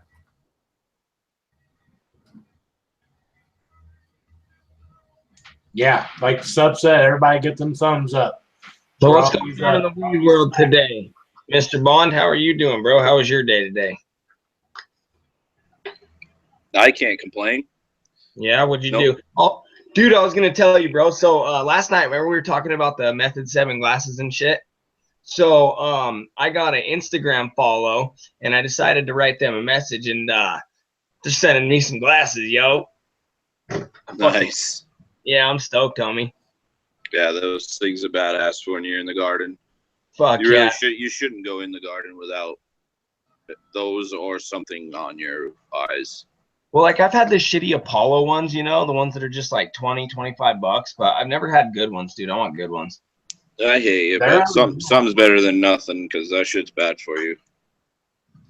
Yeah, their LED ones actually work pretty good too. Yep. You get a tan in there. I like those transitions ones they're doing now where you can go inside or out, HPS or sunlight. That shit's dope. I think I've seen one of the Mendo boys wearing them. Yeah, I think they both have a pair. Yeah, they're sick. But what about you, bro? I know a little bit about you from just hearing through the grapevine shit, but you're a hash maker, right? Correct. Well, I do. I'm a jack of all trades, master of none. Fuck yeah. But from what I hear, you're pretty damn good at the hash game. I appreciate that. Everybody does say that, but it's, you know, like I've said before, it's starting material. You know, if you don't have starting material, it's not.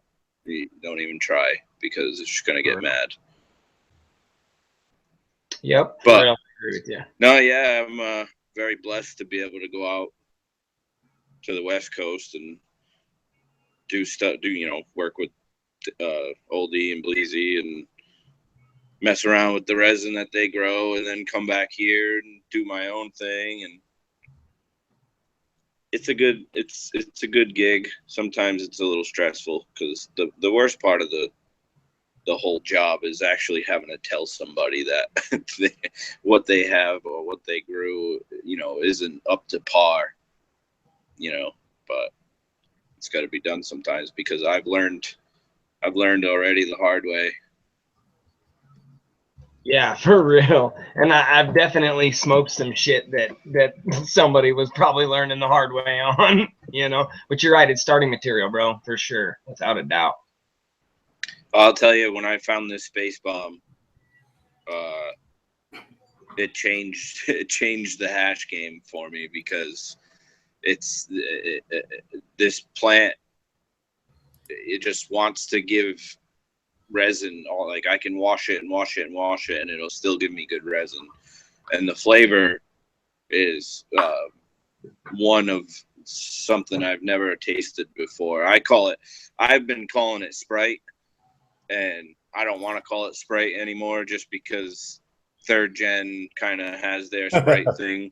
So, but it tastes like how when you crack open a nice cold can of Sprite, but it's the smell that you get is how it tastes. Is fucked up.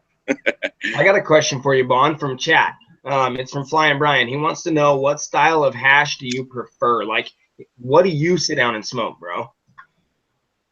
Full melt or rosin. I mean, I like the rosin.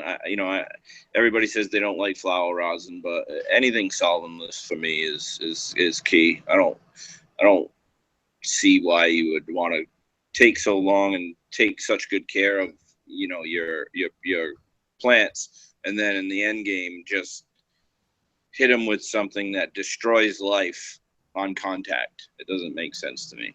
But either way, to each his own.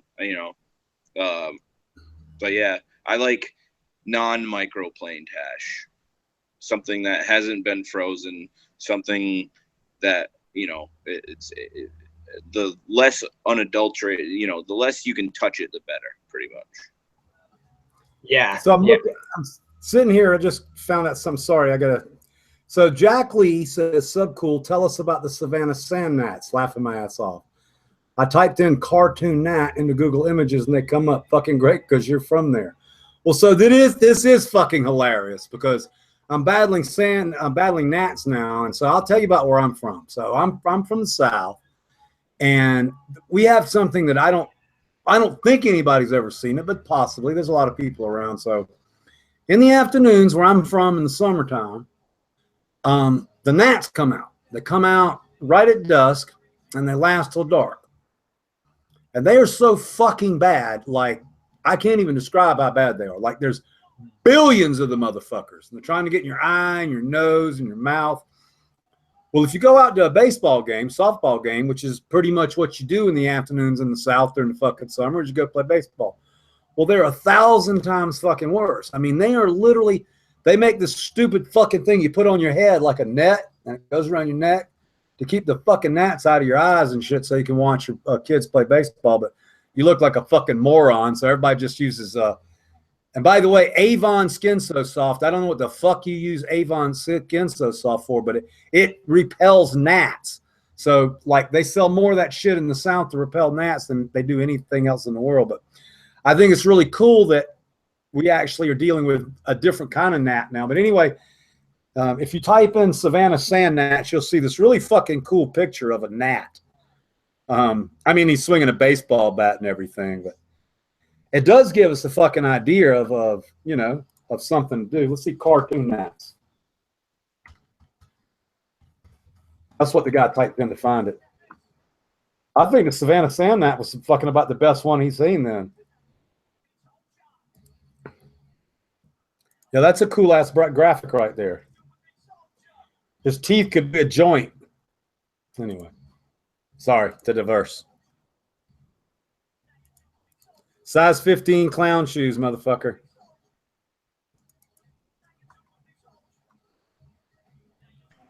I was gonna start making that a shirt and sweatshirt. Size 15. What the fucking the clown shoes. Really, you gonna do it? I want to so bad, and when next time I see Brandon, I'll just give him a bunch. Dude, I don't know if you guys are old enough to remember Mr. Natural. So Mr. Natural is actually acid. So they made a red and blue Mr. Natural. But you may know him if you go to Google and you type on the Keep On Trucking guy. It's also R.C. Crumb. But when the Keep On Trucking guy, he's got his foot. It's the first thing you see is his foot. That would be fucking perfect for that. You could put that on the shirt and then put size 15 clown shoes, motherfucker, or whatever. The true liberal is from Georgia, and he calls them dog pecker gnats. If you're from Georgia and you know about those gnats, man, and I tell you something else in Georgia, the mosquitoes on the islands, they get so thick. If you're outside, you can wipe your arm like that, and it'll be blood, solid blood, from all the mosquitoes biting you. Navy SEALs use Avon Skin So Soft. I don't doubt it, man. The shit works.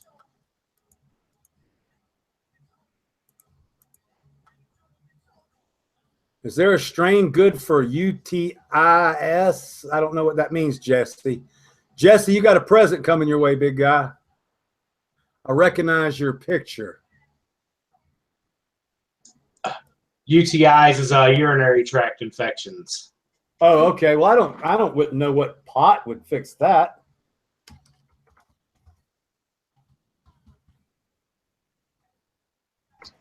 A CBD suppository, maybe? I don't know. Hey, no, that's good. That's fucking funny.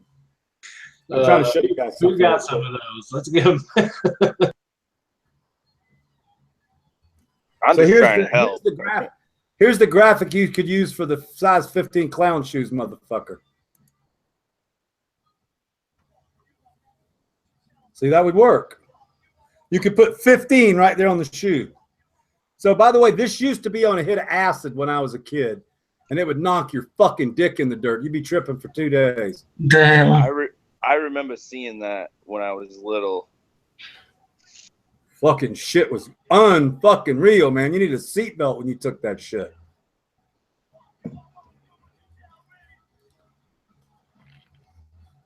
I think it would be a great clothing apparel. It would blow up. Everybody would love it. The size 15 clown shoe, motherfucker. Let's do it, buddy. Oh, it's something you could put on your shirts. Yeah. Do it up. And you know, like I say, the funny thing about it is, I mean, me and Brandon, for all extensive purposes, we're friends. I am not involved in the drama of that shit. So I never said that Skittles is Jelly Bean. I don't give a fuck. I've never said Starburst is Marionberry. I don't give a fuck. So I just think it's funny to watch it all from the outside, though. Oh yeah, that's the haters, and you know he knows. You know he knows. Of course, yeah, of course. He's funny, man. The first time I met him, and it's a fucked up story.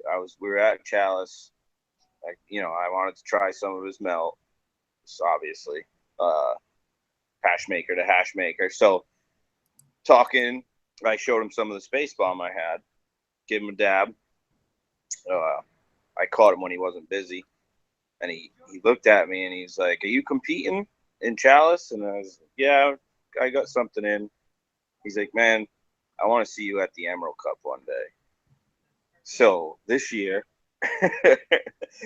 we're up on stage, and he's on stage with me, and I bump on the shoulder. I'm like, "Hey, you said you wanted to see me at the Emerald Cup one day."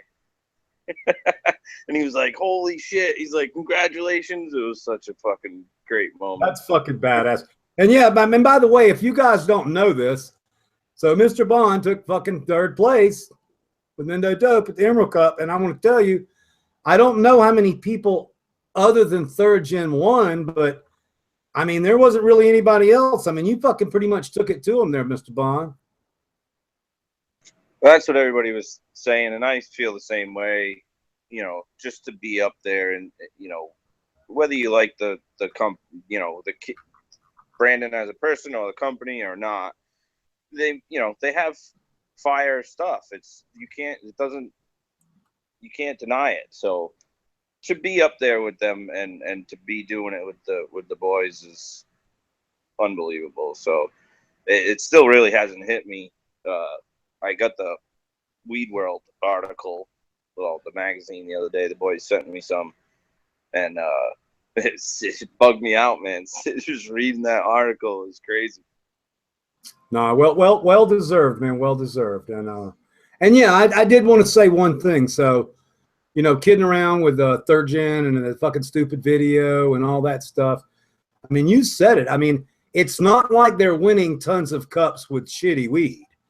Their fucking weed is really good. Now, whether it should take, 90% of the cups, that's a different story. But it must be said that they have dank ass weed and dank ass hash. So it's not like it's definitely competing. So I just always wondered. Everybody said that he's on meth, and I know better than that. But I always just wondered what the fuck kind of coffee he drinks or whatever. I want a little dose of it. Yeah, he's definitely a special breed. He's a good dude, though. I don't care what anybody says about him. But, No, he is. He really is. And I got to tell you, I mean, you probably know more about this. So I'm going to get myself in a lot of fucking trouble now. But you probably know a little bit more about this than I do. But, I mean, you know what happened outside the Emerald Cup with him and Matt, right? And, the way I see it, I don't know the whole story, but the way I see it, as Matt probably talked mad shit over and over and over and over and over and over and over on the fucking internet. And those boys up in Northern California, they don't play that fucking shit. So they step to it personally, and that's not taking any sides. That's just how I see it.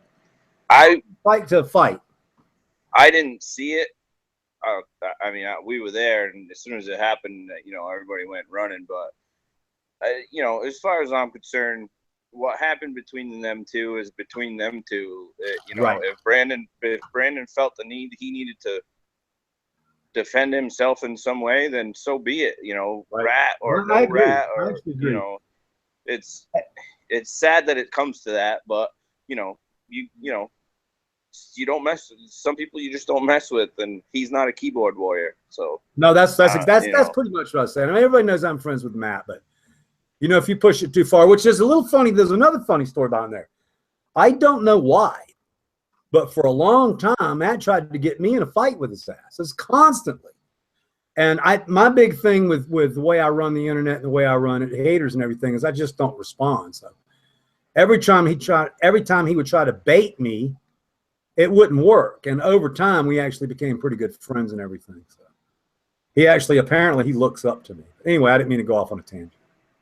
No, right, but you said it best. You keep going on and on and on about it. I don't know Matt at all. I've never met him. So I can't say anything bad about him. But there is a common denominator in every story. Yeah, no, I couldn't have said it better there. So I wanted to play something for you guys if I can find it. Damn it, where's it at? There's a band I want to turn you guys on to real quick, but I got to find it. What the hell's it at?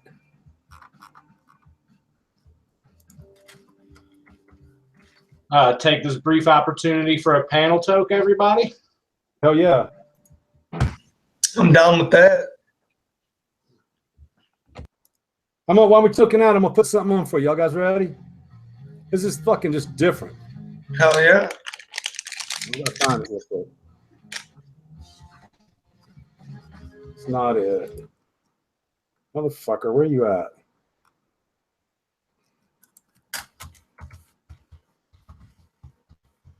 Man, it's such a good radio. It's such a good show when the fucking host just fucking just goes off and starts looking for something.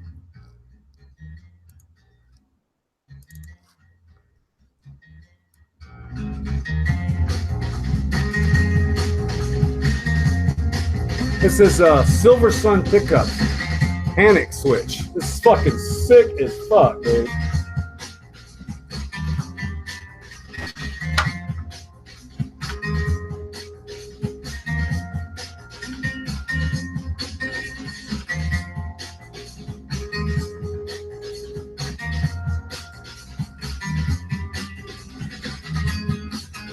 The chick playing the bass is fucking badass.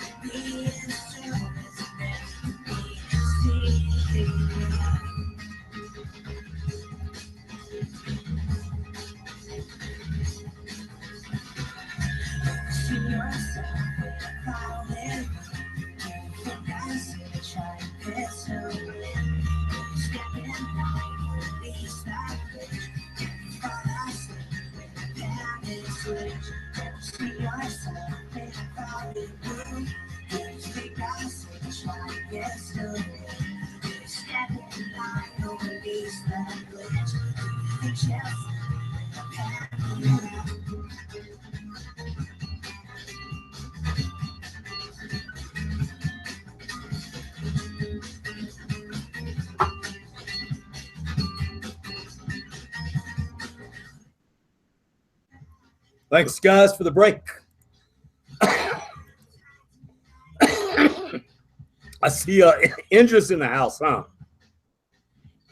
That's cool. Indra, thank you guys for stuff. Thank you for stopping by. You caught us doing a bong hit when you jumped in. That's pretty cool. Yeah. So Indra's going to keep at it until he chases me down to cure me or help me. He just seems to not give up on helping me. So I know. I love that. I saw that on Hash Church. You could almost hear his wheels spinning. Oh, I know, and I'm not taking it lightly. Next week's the last week I have to finish the school, and I'll be done with the school. So the school was 4 hours 3 times a week, and it was just fucking killing my ability to get, anything done for a long period of time. And then my infusion's on Tuesday, so I don't know, whatever. I'm gonna have a lot more time after Friday and next week. I graduate with honors, by the way. Did you have some questions? I recorded mainly. Hey, watch this. Hang on. This is fucking the sickest part of the song. I'm gonna back it up a little bit. Just bear with me.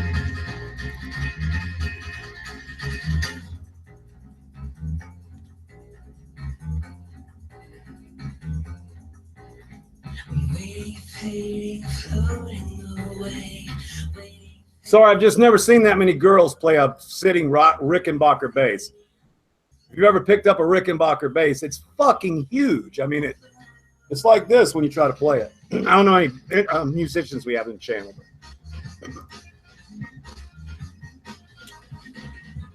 I am going to heed the advice from Indra, and I'm going to go see Indra. I swear to God I am. Lynn's A. Sterling, huh? Okay, I'll go check it out. I got one question, Sub. GrowLove21 was asking about the air conditioning window units and how the smell of marijuana can just go right through them. Oh yeah, that's not even a try. So basically, the way a window unit's made in America today is, I'm sorry, they put a piece of styrofoam in between the inside and the outside. That's literally all that's there. So it's just like, yes, light can get through, pot smell can get through, everything. So a window unit's not really the safest thing that you can deal with when you're growing. A lot of people use them like Colorado, California, and everything because it's pretty simply said that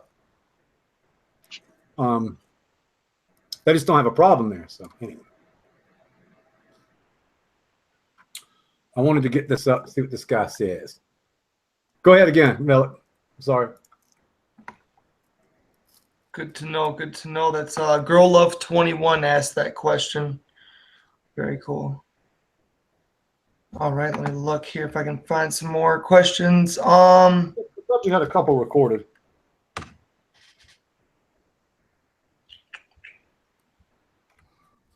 I'm pulling up the hot chick somebody told me about. Go ahead.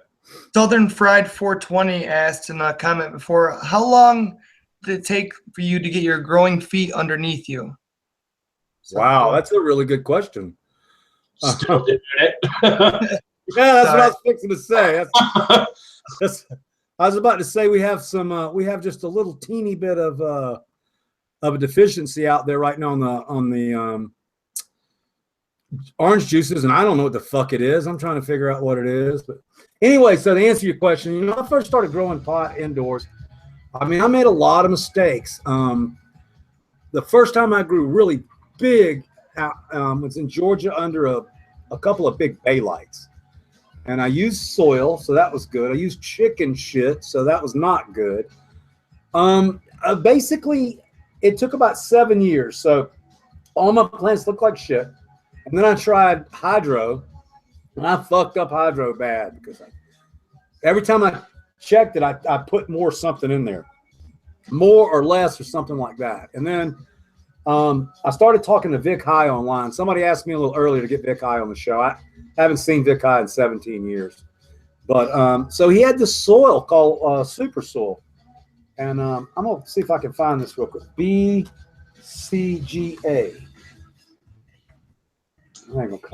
We got Fada Mike back in the chat. Fada Mike. I'm just looking for something real quick. I'm going to see if I can find this, because if I can, it would be fucking unreal if it's still there. No. No. No. No, it's gone. It used to be this huge database that Vic wrote, and it's gone now. That kind of pisses me off. No, I can't find that. What did you ask me there? I'm sorry, I was searching. Malik? I'm sorry, buddy.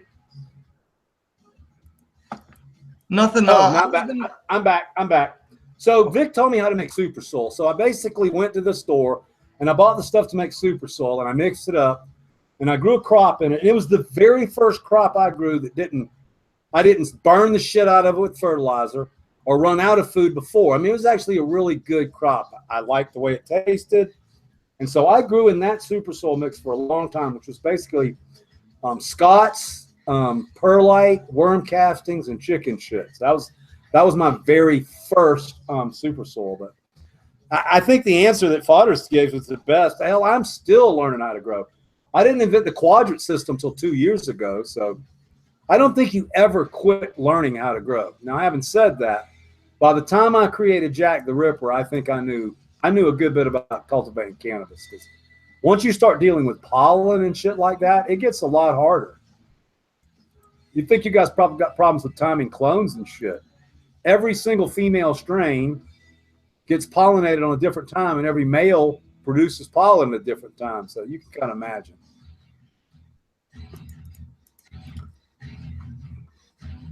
The smell of Vic High Romulan it's not Vic High's, it's Joe Pine. It's got a lot of limonene in it, and it's got this little head shop. It smells like a head shop. You know what a head shop smells like? All those incense, those thousands of different kinds of incense. I love that smell. And that's what it always smells like to me. It smells like Gona Shintz number 8. Getting super specific there.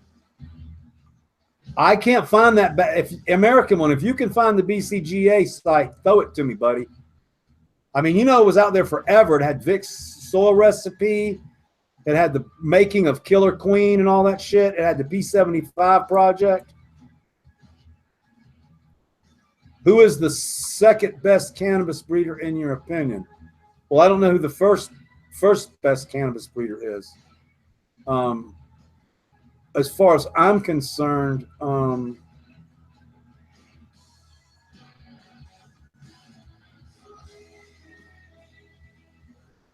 sorry, I have to think a second.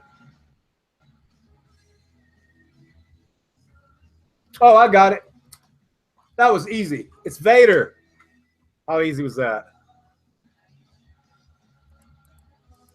Did y'all catch I did that? Good stuff. I got a question for you, Sub. I'm meaning to ask you. It's probably been asked before, but I just want to touch on it. What strain do you suggest for somebody with like PTSD or really hardcore sleeping problems? Well, now that's two different things, okay? So the first one is actually really a surprise to me. So Jilly Bean is not overly potent, and it's not an indica, neither one of those things. But over the 10 years that it's been around, I have had hundreds and hundreds and hundreds of vets with PTSD come up to me and tell me that when they use Jilly Bean, that it lightens their mood, it gives them a slight sense of euphoria, it makes them kind of laugh. It just takes the edge off. And I would have never thought in a million years that a light-acting sativa would help somebody with PTSD. So that's just a fact. Constantly you'll see online the vets talking about it. And as far as sleep, the strain that I use for sleep here is the Cuvée. It's not overly potent, but it's about 14.5%. it's got a lot of CBN in it occurring naturally, and CBN is actually very narcotic, especially once it's been converted. So Cuvée is my favorite strain for sleep, but I think PTSD and sleep are two different things. So that kind of person, I would say, like Jilly Bean in the daytime and then Cuvée at night. And I'll also tell you that for sleep problems, eating cannabis definitely seems to work a lot better than smoking cannabis. Now, I know that's counterintuitive, but I can smoke as much as I want to at night and I won't go to sleep. I ate one of those peppermint patties and I'm going down. And y'all saw Tony could barely fucking talk the other day, which he had smoked too much, but that patty put his ass down. That was good shit. Hell yeah. Yeah, he was fucked up, dude. He was fucked up. I love it. Eyes were closed. So yeah, the American One knows exactly which BCE board I'm talking about. I couldn't spend a lot of time surfing American One because I'm actually on camera and people watching me, but I really wish we could find that.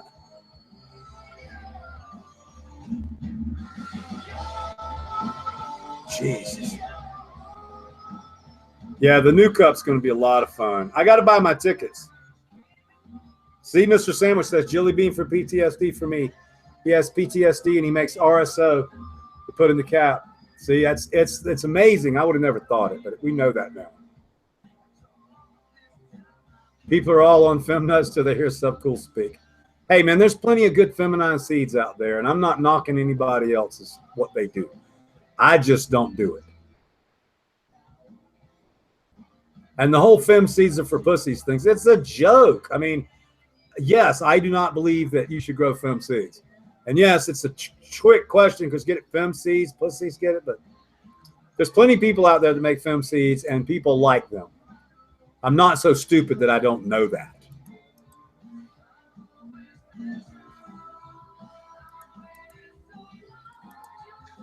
Most people that use fem seeds, though, are just looking for a quick, easy way to get something done. They're not really worried about the genetic history or anything like that. Yeah, no, it is. But again, I mean, you know, we can talk about the Lindo Dopes in the channel. I mean, they found that that Vanilla Kush from Barney's Farm, and it's a feminized seeds, and they absolutely fucking love it. I can tell you that I don't really like the way the support looks on it, which they've never complained about it. But I can look at it and tell you that it didn't have a male for a parent. But they get incredible hash from it, and they like the strain itself. Oh, the hash is very good. Yeah, so Mr. Bond was going to say Mr. Bond read it, so he knows. Yeah, you can definitely get some super fire stuff off of films. It's just, I don't know. It's just up in the air. Some people love them, some people don't. Personal preference thing, really. Well, you know, I'm contradicting the fuck out of myself by testing this Gorilla Glue 4 because Gorilla Glue 4 is a fem clone. But it's, you know, it went through almost a year and a half of testing before even the first pack went out. So,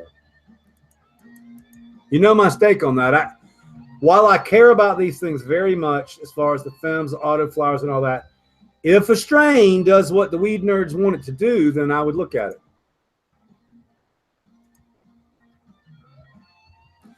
THC Whisper, I've been told that what's in the bottom of the banger after we dab the Q-tip is lipids, fats, and CBN because it's been converted from the THC. Now, Indra knows more about hash than I'll ever know, but that's my take on it. If y'all have not seen Indra's hash making machine, it looks like a motherfucking Apollo 13 spaceship in his fucking building. I mean, it looks like a fucking upside down water tower. I've never seen anything so big. Hey, Sub, you said. Yeah, go ahead. You said you could look for washing machines on the RV, you know, stores or whatnot. So, you know, I knew you could, but I was just I go in today and I'm checking. So I found one relatively cheap, but it's got an inside stainless steel drum. Nice. So I scooped one. How much was it, if you don't mind me asking? I believe it was like after tax and shipping was like $250. And it looks just like a bubble now machine, but it's got a stainless steel, right? Yeah, I believe it's a 2.1 cubic feet or something like that. It's like almost like a 20 gallon, pretty much. Yeah, and like I say, you just can't you can't go wrong, really. No, I mean, I'm gonna give it a whirl. You kill it. Stainless steel, you can't beat it. And if I'm not mistaken, I haven't been to the site in a long time, but in the old days, a Bubble Now machine was the exact same fucking machine with a sticker on it.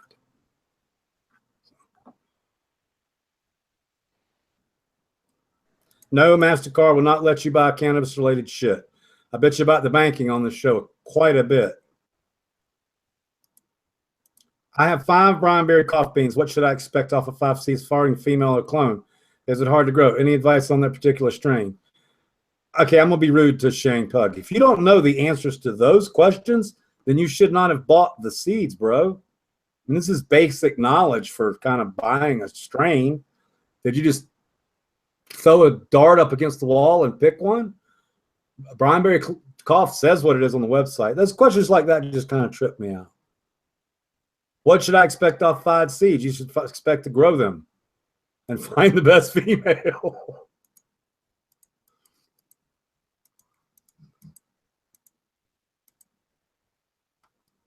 Father Mike's going to bed. He's got to get up tomorrow morning. Those guys are all going to be headed to Vegas tomorrow. Y'all jealous? I am super jealous. Are you? Fuck yeah. I've never been to a cup, so seeing all you guys go, especially Pedro, because we're like, an hour from each other and hang out all the time. And he went to one 2 months ago, and now he's going again. I'm like, oh, you bastard. Is he? I bet he's as cool as he seems online. He seems like it's just a really earthy, laid back, cool guy. He is. He's exactly who he is on cam. He doesn't change anything. Cool. Oh, that's cool. They've been getting sheeps and rabbits or not sheeps, goats and rabbits and all kinds of stuff over there.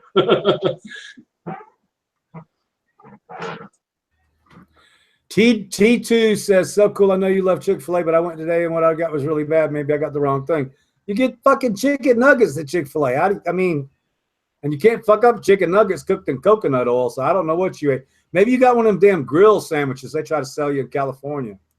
I fucking knew you were going to answer that question, Sub. I knew it. I mean, fuck with my Chick-fil-A now. That's right. Hey, what is a good recommendation, though? What do you usually get when you go there? They only sell like 4 things: chicken, chicken, and fucking chicken. It's called Chick-fil-A. They asked. No, they have chicken nuggets, which are yummy. They have a Chick-fil-A sandwich, which is yummy, and that's all they used to sell. But then as they branched across the country, they sell like a grilled chicken wrap and grilled chicken nuggets to try to be healthy. But the thing I eat is chicken nuggets. And if you're really fucking starving, they got like a caterer platter of 30 of them motherfuckers. You can just go into a damn chicken nugget coma. That's what I need. You make a plant hermaphrodite to make fem seeds. That doesn't seem right.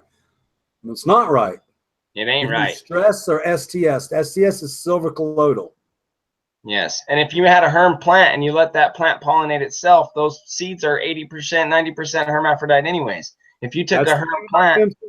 Man, you brought that up, Dung, and I want to tell you, that's what I was talking about earlier. As much as I hate fem seeds, I've talked to people that I know, that I trust, that know how to grow pot, and they've grown certain this feminized strain, and I'm talking to them, I was like, was it good? They was like, yeah, it was good. I was like, did you get a bunch of fucking herms? They're like, nope. I was like, was it polyed out or were they all the same? They're like, all the same. So I was like, no shit. That's not what I saw, because I've grown fem seeds and maybe 30 times, and I got a bunch of fucking monkey food. So I don't like growing monkey food. Speaking of films, while we're on it, what do you guys think about the rotalization method? The method Soma uses with collecting the bananas and then using them as pollen on the next round. I like Soma very much. He's a very nice gentleman. But my favorite thing to tell about Soma, though, is he's from fucking Gainesville, Georgia. He's not some Indian dashiki, even though he wears one. And he's a super nice guy. And not only do I not believe in his methods, but now here's the question I would ask you. So we're all weed nerds. We live in the channels. We live on the boards and everything. I mean, when's the last time you saw somebody going out one of Soma strains on fucking Instagram? I've never fucking seen one. Ever. So, but you know, I see Bodie, I see DNA, I see me, I see North Star, I see Ocean Grown. I don't fucking ever see that. I'll tell you something else that always freaks me out. As much as we like Franco and everything, it's such a damn shame he passed and everything. I don't see fucking greenhouse seeds on Instagram. Am I wrong, or is it the same thing? Yeah, I don't really ever see greenhouse. One thing I'll say about Soma is when you go and look at his strains on his site, and he says the average yields, he always has some crazy number like 15 grams or 26 grams or something on his average yield. Yeah, I'm you're like, like, nobody is going to buy that. I don't get it. that's some craziness, bro. I seen that shit too. I was like, what the fuck? 26 grams? I see one Yeah, that's nobody's like going to buy 13. I was like, no, hell no. Soma's a super nice guy. Don't get me wrong. He's a great guy. That's funny. I've never seen a picture ever of his on Instagram or Facebook or anything, ever. Yeah, I don't think I've ever smoked a Soma strain, to be honest. I've smoked a lot of stuff.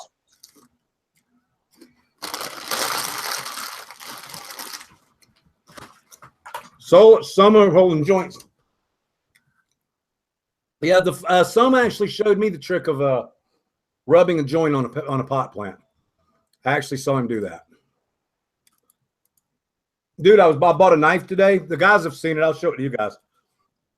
I bought a knife today, and only in fucking Southern California. So I bought this knife. It's a really fucking knife, handmade. It's got a abalone inset. Anyway, so I'm in there. I'm talking to the guy. And I said, I really like that knife. He said, it's expensive. I said, well, that's okay. I'm in the green business. He says, well, I'm in the green business too. So I buy the knife. We get to talking. The next thing I know, he's got me in the fucking back office. He's showing me 10 pounds of double platinum cookies and trying to get me to buy a pound of it for $1,600 in the fucking knife shop. That's funny shit. Northern California, baby. It's where we live. Made me think of a story when I first moved to Florida when I was 19. I just left Missouri and drove to Florida, and I stopped at Pensacola Beach, which is like the most northern beach as soon as you cross down through Georgia. And I got out, and I went to the beach. It was the first time I've ever seen the ocean. And I'm standing there staring at the ocean, and this old hippie dude walks up to me. He's like, what's up, man? Your first time looking at the ocean? I guess he could tell. And I was like, yeah, man. He goes, check this out. And he pulls out a paper grocery bag and opens it up, and it was full of mushrooms. He's like, you need some relaxation? I was like, what the fuck? Just in the middle of the beach? That's fucking funny.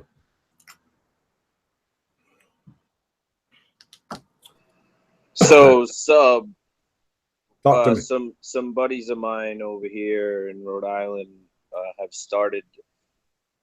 It's a thing that they're calling it gene traders. Okay. And pretty much, a bunch of reputable growers from the area and people that are, kind of starting out with their, trying to make some strains and do the same, give testers out and this and that. It's pretty much just, getting together and seeing what strains people have and, just trading this or trading that. And I was wondering kind of what your thoughts were and if maybe you wanted to get some TGA gear in there, be testers or not, Yeah, I certainly would. This is basically, there's two sites that remind me of what you're talking about. So I've mentioned one of them before, which was a Can of Banana, which I really wasn't allowed around there because I'd just gotten out of the joint and I don't know what it is. But anyway. So yeah, in the old days, we used to do a lot of clone trading online, and like a lot of the clones that I actually have came from that. I mean, my Apollo 13 was given to me by the 77. It was given to me by a group of people. But yeah, I mean, certainly we'd like to get some, especially some of the rare testers out there. One thing I would like to get somebody to grow out, and it's not a tester. I don't have room for it. But I would like somebody, and I'll be glad to send it to somebody. But it's the kosher ticket. So that Don made it for me. Don and Aaron made it. It's their cut of kosher Kush, time wreck male they selected, and I've probably got about 50 seeds down there. And I mean, that's straight up DNA time TGA, baby. I'm on it. Right? You can have some, man. Just remind me. Aaron gave them to me at the Emerald Cup 2 years ago. Before they started growing all the weed in the motherfucking world. I'll email you my address. Thanks, big man. You did see Don and Aaron's fucking little facility this year, right? Man, I can't keep up. It looks like a fucking mall, dude. It looks like a motherfucking mall. They have golf carts to drive around in the fucking greenhouse. I mean, it is fucking massive. It's 3 stories high. I don't even know what you do with that much fucking weed, and I'm sub cool.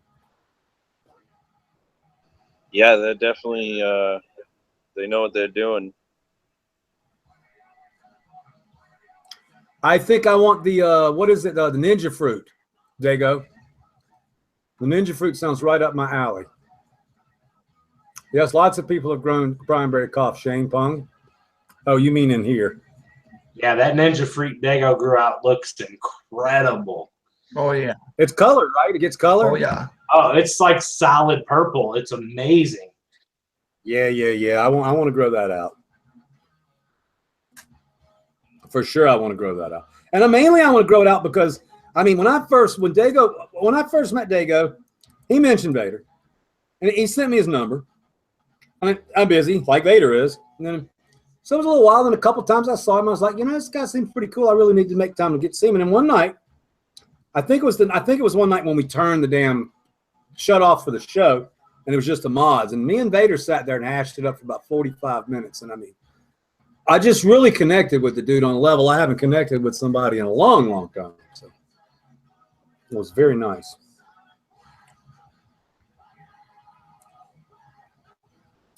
Sometimes you just, when you're where I'm at, you just want somebody that does what you do to talk to. Because generally, most people ask me questions. Hey, I got something pretty cool. So, I was in Elemental doing the school. It's on the last video show, Weed Nerd.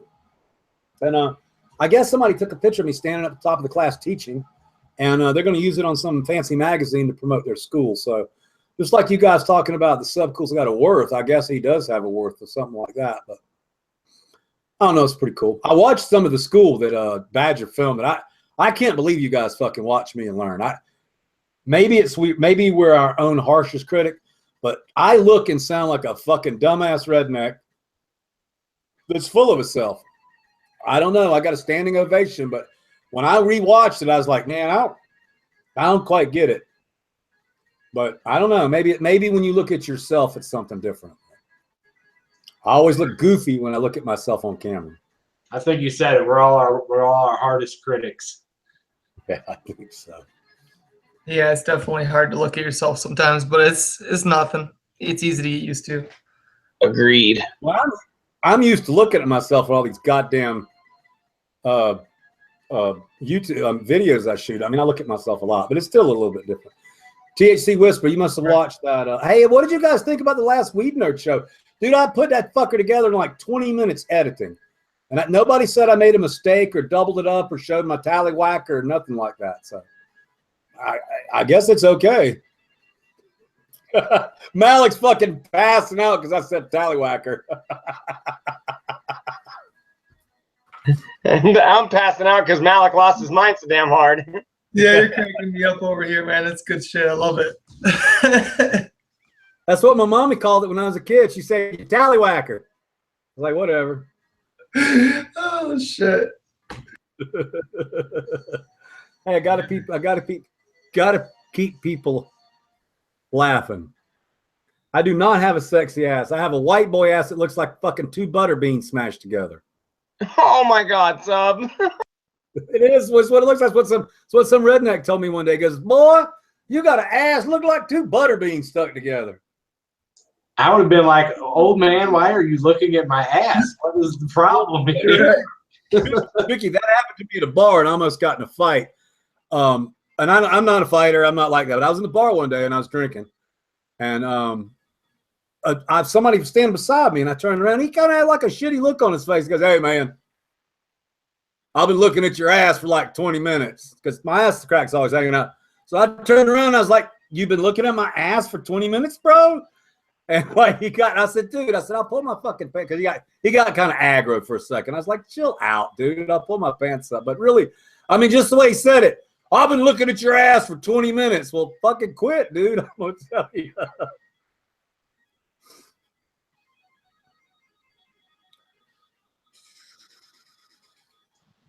Panel toke?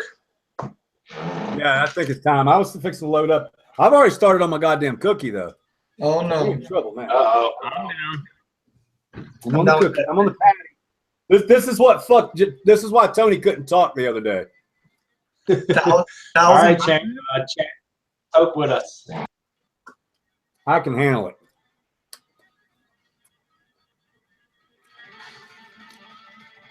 Tallywhacker chirps. That's fucking funny.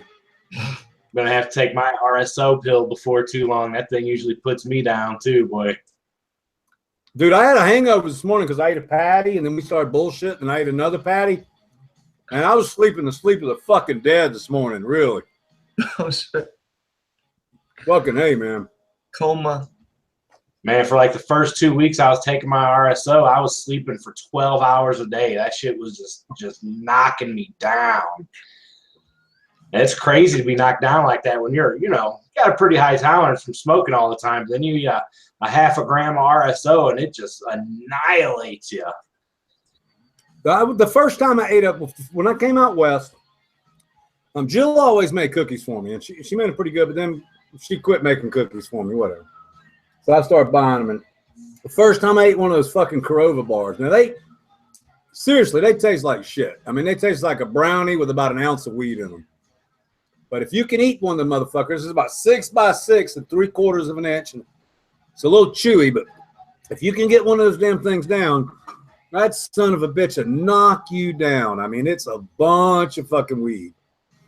But I actually like the one Tony was showing online last night. It's just better. It's she's got lots of salted caramel, fudge, chocolate. She does a pretty good job of hiding a whole gram of hash is what's in that treat. Hey, Sub, why do you think there isn't more women in the game? Well, it's a fucking sausage fest, number one. It's one of the last bastions of fucking male egodom. I mean, there's only a couple of girls in the entire business that run things. There's those two girls in Holland, Dutch Passion. I don't know if you guys remember Dutch Passion. No, they've been wrote up a little bit, but I haven't heard from them in a long time. Most of the girls that I know in the industry are married to somebody. A lot of girls in the industry you don't see, like, not everybody's like Miss Jill. Like, we don't know who Aaron's wife is. We don't know who Don's wife is. I don't know who Bodie's wife is. I just happened to meet to marry somebody that really liked the public light. Not all girls are like that. So I don't know why there's not more girls in the industry, because girls, in my opinion, are better growers than guys. And when I say that, I don't mean the physical act of it. I mean, get myself in trouble here. Girls are just they go about things in a different manner than guys. So, like, I'll use Jill as an instance. So Jill goes in the grow room every night and spends like 4 or 5 hours in the damn grow room. Now, I couldn't figure out what the hell she's doing, but she's doing girl stuff. Everything's got to be lined up. Everything's got to be clean. Everything's got to be, and just like kind of mom takes care of stuff. Having said that, it does trip me out that there are not more women directly involved in the industry, and I don't know why. You take our good friend in here, Amelia Lavender. I mean, she's badass. She grows weed. She's smart. She's intelligent. She's got a nice boyfriend. I think I've talked to him a couple of times, and I don't understand why there's not more like that. But, like Shep Soldier, a lot more chicks are getting into the game, and that's a fact.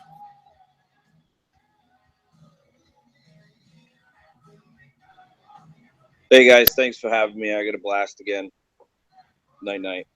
Mr. Bond, thank you so much. Look, we're going to do some bullshit tomorrow because the Grow Tube can't come online. So maybe we'll see you tomorrow night. Fuck yeah, I'll be here. Okay, Thanks, bye. Bond. Have a good night, brother. Be Yeah, good, do it. guys. Thank Good you. night, brother.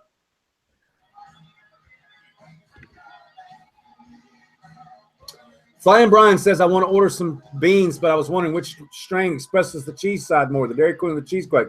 They both express the cheese side equally. Dairy Queen is cherry cheese, and Cheesequake is grape cheese.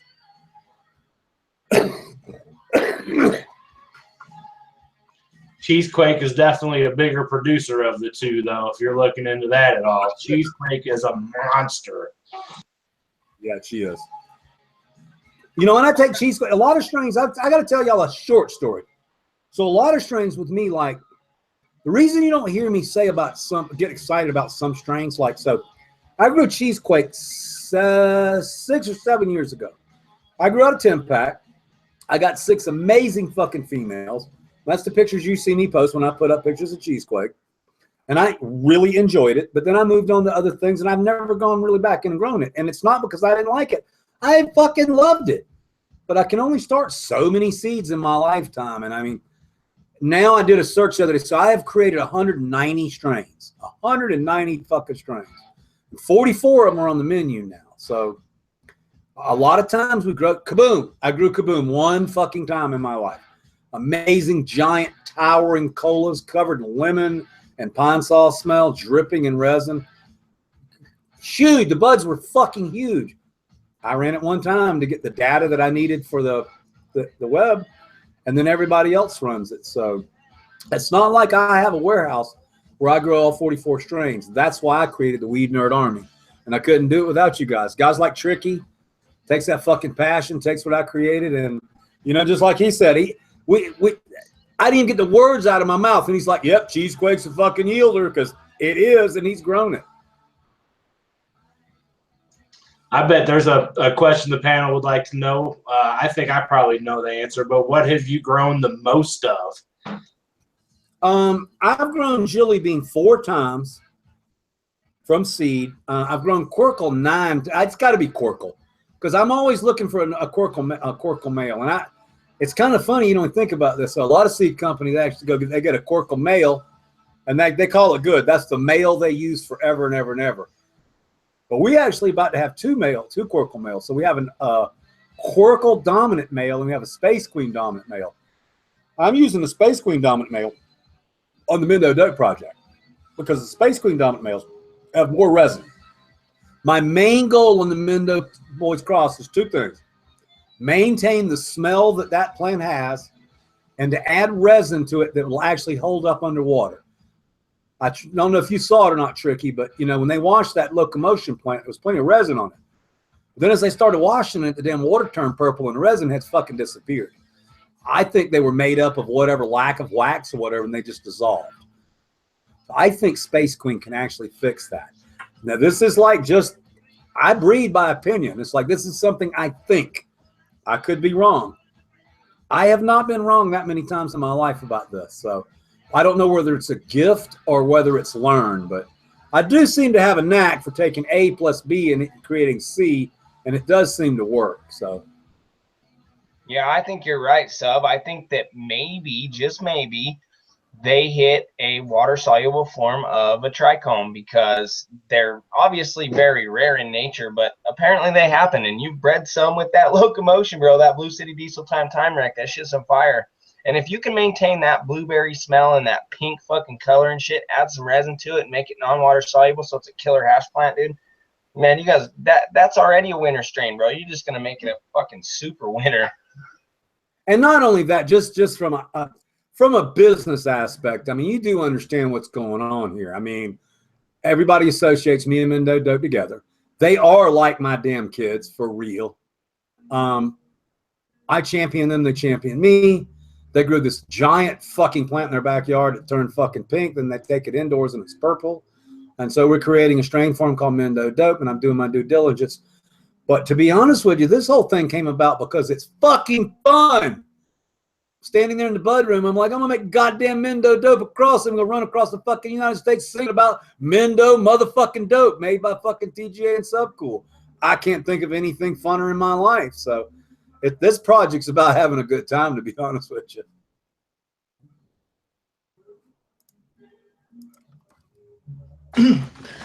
I'm stoked about it, that's for sure. Yeah, no, it's gonna be badass. We're gonna do really good. I'm still scanning the channel for questions, by the way. Have you run your Killer Grape very much, and how do you like it? I have not run it. I let my ace tester Cannabis run it, and his test results are in the book. The fuck is the name of that book?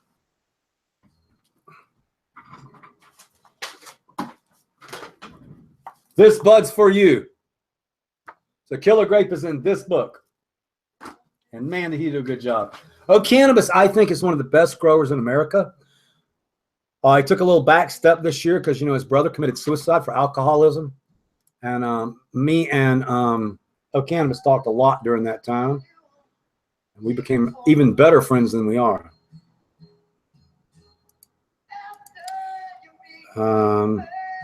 Bodie has really been good with me. Bodie's a nice guy. And a lot of times nice guys mean nice genetics. Not always, but sometimes. When's the next time you're going to, THC Whisper asked me a question, but he didn't finish. Nat with a helmet. Yes, I want a Nat picture really bad.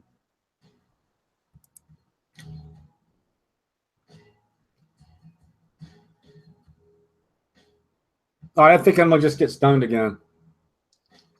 My panel's stoned as shit, I think. I got a question for you, Sub. When I was growing the Vortex, the one I kept, every time I smoked it and everybody that smoked it would break out into a sweat. Has that ever happened to you smoking Vortex? Absolutely. No, that is actually it. I think it's in the description somewhere. It causes full body sweats.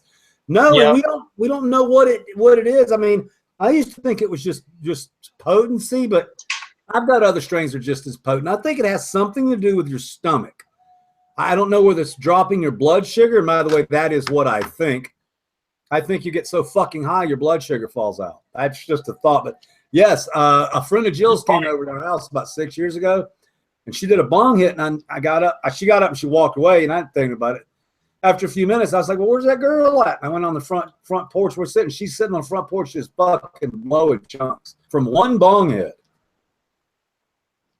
Fucking hair drenched in sweat, fucking pits, just huge pit stains where she just completely was sweating. That's crazy shit. Yeah. That's the only strain that's ever done that to me. Just be sitting in my house in the air conditioning and just start sweating. Yeah, no, it's pretty common, to be honest with you. Somebody asked me, who is the author of This Bud's for You? It's Ed Rosenthal, Quick Publishing. By the way, Ed's got it better than me than the Weed Nerds. Ed just actually, he gets people to send him the best photographs and the best artwork and the best data. And then you have to pay the motherfucker. And then he takes your pictures and your data and puts them in a book. And then he takes the book and he sells it. That's a pretty good gig.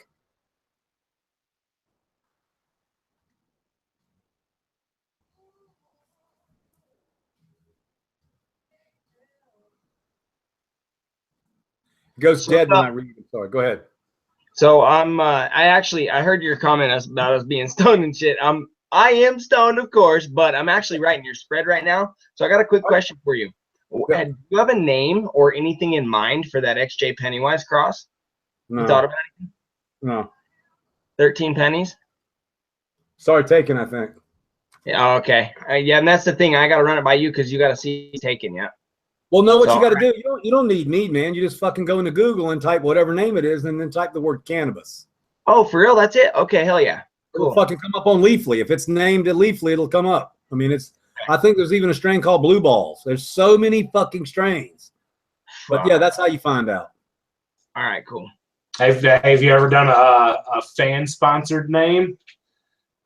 Like do like we have 3 or 4 names and put them into a poll or something? Yeah, Vortex is actually Vortex was named by Weed Nerds back on Breed Bay. And I'm trying to remember the damn name that somebody picked, and I overruled it. I had to give 2 winners out. Galaxy, I forget what it was. Anyway, Vortex is the one I like the most because it was Apollo 13 times Space Queen, Apollo Space. So I like Black. I think Black Hole was another one of the names, but we actually went with Vortex. I'm looking to get something with that Urkel taste. Which would be better for that, Quirkle or Deep Purple? Well, if you want true Urkel taste, you want to get Deep Purple. Quirkle is a cherry grape. But what I was going to tell you about those new strains, Dung, is generally I don't name a strain until somebody sends me a report and says something in the report that kind of catches my name. Yeah. And I was gonna say that my actual tiny cut, that like mine smells like fucking Gerber peaches. Really? That's so good. I used to eat them shits when I was a kid. Like, wait, not a little kid, a big kid. I would eat them fucking. Right. Yeah, no, I know it's just good. Like a bomb. Yeah. Justin Fisher says Leafly don't have everything. That is correct, but fucking Google has every goddamn thing. So. Yeah, I just checked Google, and that I'll just write everything in the report. That one wasn't taken, so I threw it in there. You'll see everything. You can do whatever you want with it. It's cool. I'm just gonna put it in there. Thank you so much, my brother. Yes, sir. See, Cali Blue Balls grew it last year. Told you. How you doing, Fresno Weed Nerds? It's good to see you guys tonight. Y'all are always in the channel hanging out. I'm assuming y'all are kicking it back and doing a little puff in there. I like that. See, it's a new thing we do. We just come hang out and get high with the Weed Nerds. That's just like our new thing. So is the 9-pound hammer already all gone, Sub? There's like a fingernail worth left down there. Oh. Okay, we got to rock out. Time to smoke some marijuana and rock the fuck out.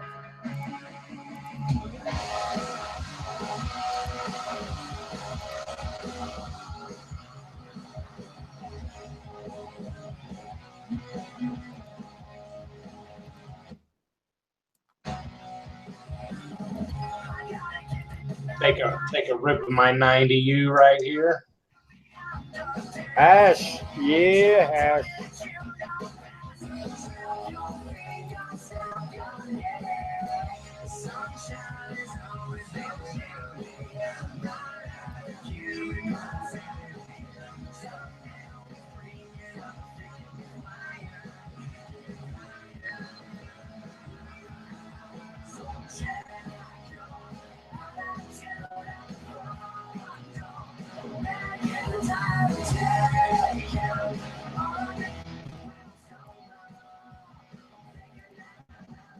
I really like that song because he uses a goddamn bullhorn to sing. I think that's fucking cool.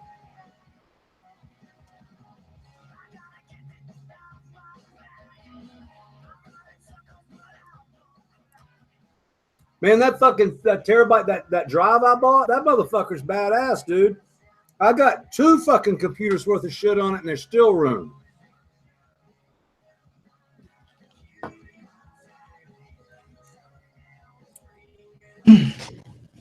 Dub, what do you think of bubble gum? I love fucking bubble gum, but I haven't found a bubble gum cut in about 12 years. Go ahead, Trick.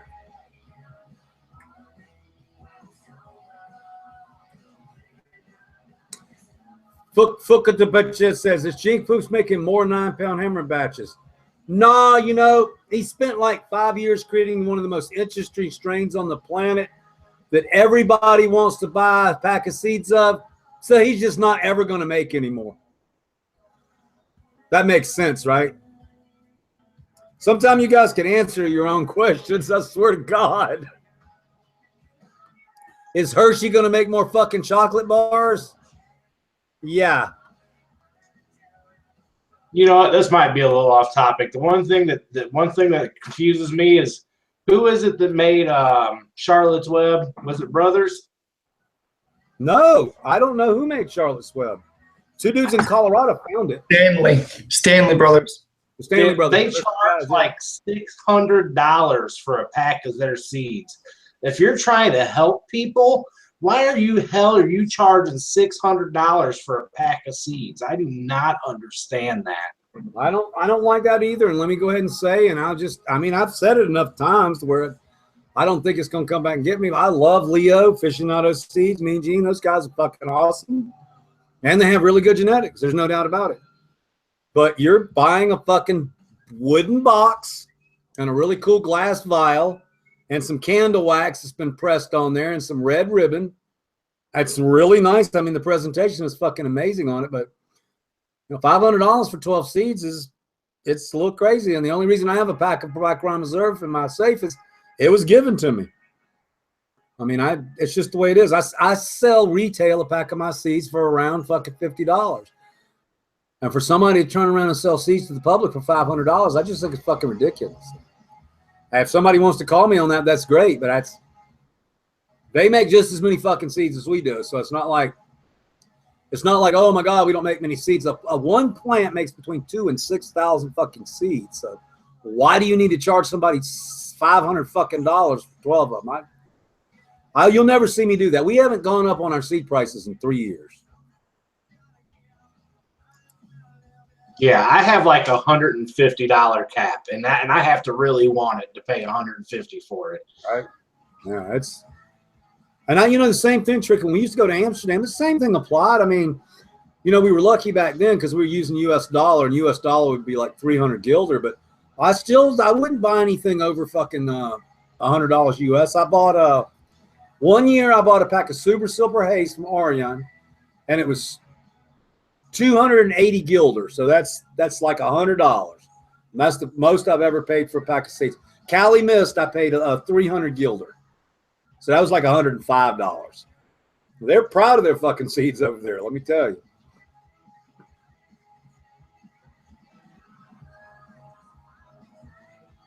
So yes. Did we come up with another mod? I'm sorry, I didn't mean to cut you off, Chucky. Oh, you're good. Did we actually come up with another mod? I thought we had one other person that wanted to come in. You know, I was looking, and we have Pixel, we have Amelia, Malik, he's trolling, Tricky's trolling, I'm trolling, and then we had Amelia can come on anytime.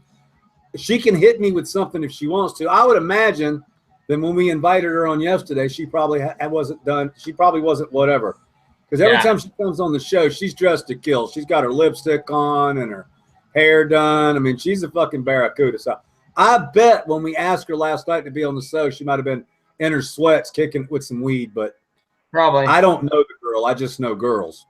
Yeah, for real. No, it's all good too. And if she wants to come on now, come join us. I don't assume we'll be on here too much longer. I got a shit ton of work to get done for you. I do too. This was very I got shit to go do. We'll crush out at 11 tonight. We'll crush at 11 tonight, okay? Sounds good to me. Are we gonna fill the roundtable spot tomorrow then? We're gonna try and fill that for them? If Dago doesn't call me, I will for sure. You know, there is one thing, and this is what I was talking to you about last night. I mean, if we do it constantly like I do, it'll fall off. What I really want is I'd really like for people to understand that Saturday will actually be a show. We're going to try to find guests. Me and you and Malik are going to talk Saturday and make sure we have everything on point. And it's actually going to be a show. But I will probably hang out a lot because I don't watch TV, and the Toke doesn't talk to me and do bong hits with me. So, yeah, you know, I can always just come here and hang out, but nobody needs to feel an obligation. And as far as the people watching, if we're not laying down tons of content or everything, that's just fine. I answer questions when I can for people, but a lot of times when we're just getting stoned and everything and playing music, I don't feel any unease, because that's just what it is. If people don't want to watch, they don't have to. And I'm not being rude at all. I'm just saying that sometimes you may join the live stream during the week, and it just might be me and Tricky and Dung and Malik fucking off, doing bong hits and listening to music and acting like retards. So there might not always be content when the show's not scheduled. So the Weed Nerds show will be Saturday night at 7 o'clock from now on. The Weed Nerds Smoking Lounge, which is what this is, will be on anytime I don't actually have to do work. So that's the scoop on that. Cool. Okay, I got to go get a camera battery. Be right back. Yep.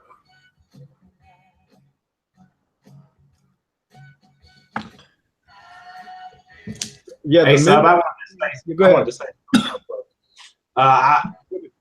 Jay's son in here, he's talking, and we were talking about prices of seeds on certain sites. I have seen some sites where even your genetics, they're charging like $200 Have you ever seen anything like that? Are you aware of that? Is that No, well, the most I've ever seen anybody sell seeds for of mine is Attitude. And Attitude charges $150 for seeds, inbreeder pack with like a coffee cup or some shit like that. So that how far knows the most. You can get seeds from James Bean in Washington to all fucking 50 states for less than $100 a pack. And I don't know why anybody would even buy any other else if they're not in the States. He's got great service. He's got great stock. He's a super nice guy. But who knows what they'll do? So the system in Europe's a lot different. I actually have a buyer that actually comes here and grabs them, and I don't know what the fucking happens in between now and when he gets there, and I don't fucking ask. So he sells to people all over the world. So this is kind of how it works. So the biggest distributor in the world is Basil Bush, and then you also have another company called Pure Sativa. Pure Sativa is Simon, Basil Bush is Justin Rudd.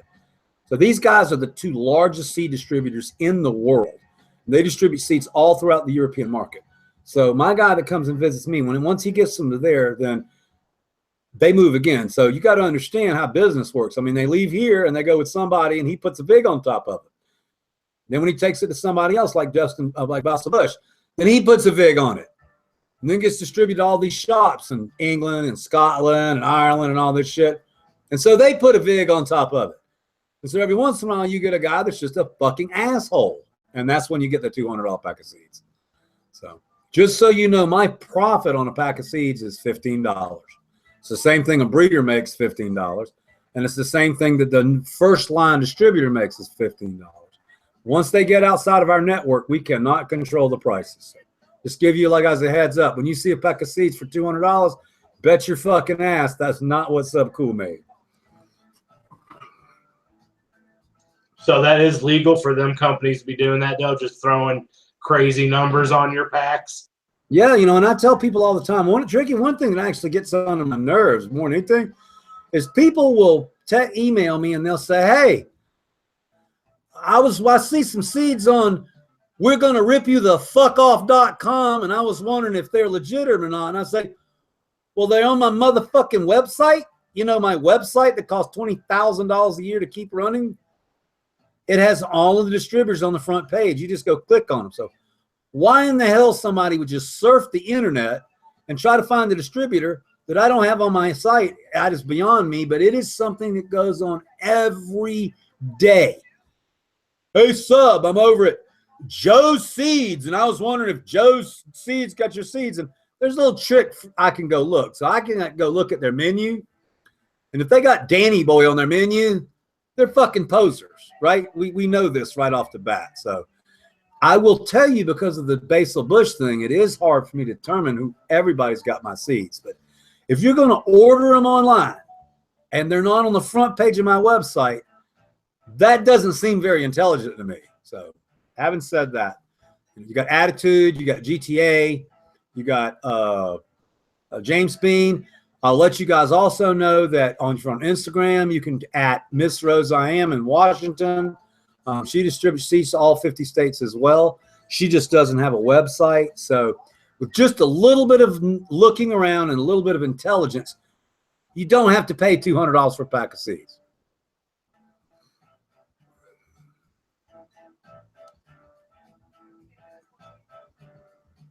Somebody saw something at Mendocan for $250. That wasn't my shit. Oh, it's exotic. I got you. Well, I can't control what other people do. What'd you say? I'm looking at Cali Living. Cali Living, why don't you just put the link up there and just be so damn, I have to fuck with everybody and drive them crazy. I see it looks like you found the BC Growers Association. I think Cali Living likes the attention. I'm fixing to stick my foot in his fucking ass. In the nicest way possible. I can't find the damn thing. I hope you're not talking about my ass. No. No, Hey, Sub. never, not you.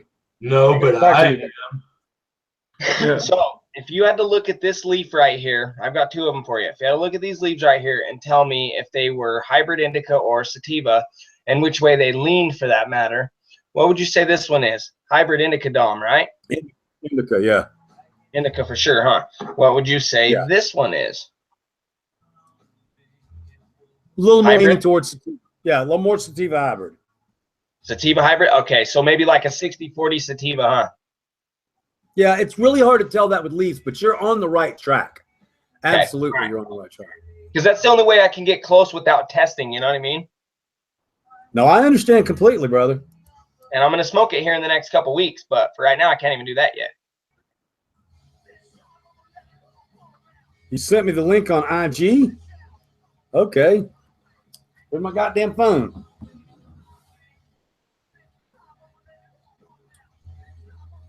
Okay, IG, huh? Why didn't you just put the link there?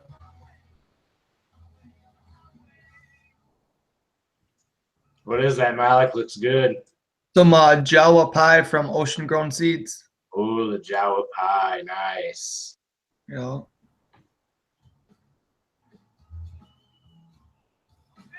That's fucking cool. Jinx just texted me and he wanted to know if I had new ink on my body. He thought he saw some.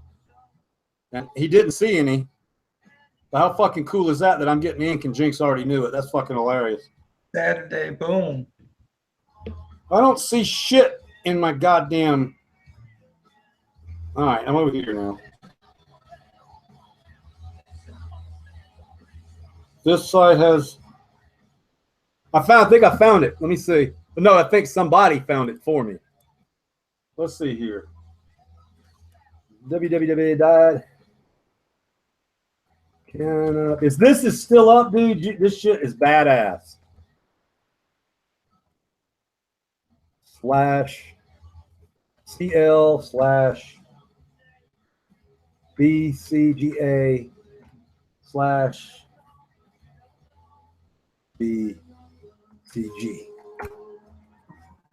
Nah, it's not there. Bullshit. I can't find it. .htm. Okay, I got every motherfucking word in there. Holy fucking shit. No shit, dude. That is fucking one of the coolest things I've seen in a long fucking time. So I'm fixing to put a link up in the channel. Thank you very, very, very much. I will be putting this on my favorites. Done. And I'm going to share this real quick. Okay, this is the BC Growers Association page. This was put together by Vic High. So everything about here is Vic High. So if you go in here and you click, basically this is actually what you see. You see the creation of Killer Queen. If you flip back, you can actually see the creation of some of the Brothers Grimm stuff. Look at this shit. Colchine. It's got a whole goddamn chapter on Colchine. This is like the most information that you could possibly get online that you don't have. You fuckers go read all this stuff and you'll know more than I do. So fungus gnats. Let's go see what they say about fungus gnats. I ain't seen this shit in so long. Oh, it's awesome. Right? I mean, this site right here, I put the link up in the channel. Bookmark that fucking thing and live there. There is so much shit about there. Oh my God. There's botany. There's Marijuana Growers Handbook. There's the guide. Oh my God, look at all the sites that aren't there. Oh, let me go click on Cannabis World. A cop might kick down my door when I click on it. Let's see what happens. Nothing. Nothing's going to happen. Nothing's going to happen. Nothing's going to happen. What? What's going on? It's trying to find overgrow. Check that out, okay? You see this? Oh, how the fuck is overgrowth still there? Is this the cop site? No, it's like remade. That's been there. Yeah, there's even a section for your super soil still there. No fucking shit. Oh yeah. Overgrow is still around. Okay, oh yeah. This is freaking me the fuck out. Yeah. You can Google super soil overgrow and boom. I mean, I was just looking at it earlier. I guess I should join up Overgrow. That's fucking crazy. Good shit. Anyway, I digress. So you guys should go on that link I sent, and anytime you're bored and you want to read something fucking badass, there you go. And now we just found out that Overgrow is still alive. But yeah, there's so much shit there you don't even understand. The Growing Edge, Green Man's Page. Some of these links are going to be dead on here. Yeah, like the one that says for comments, contact Vic High. That's fucking awesome, dude. Who was that brought that up to the channel? You know? Whoever it was, I thank them from the bottom of my heart. Dung, you better read that shit, okay? Where is it? In the chat? I put the link up. I'll send it to you again. Don't worry about it. Okay, yeah, send it to me. I'll definitely read it. You know that. I'm putting it up right now. There it goes. And I can send it to you on email if you don't get it. Nope, there it is. I see it. Yeah. Amelia, did you watch The Last Weed Nerd? I was curious as to what you thought.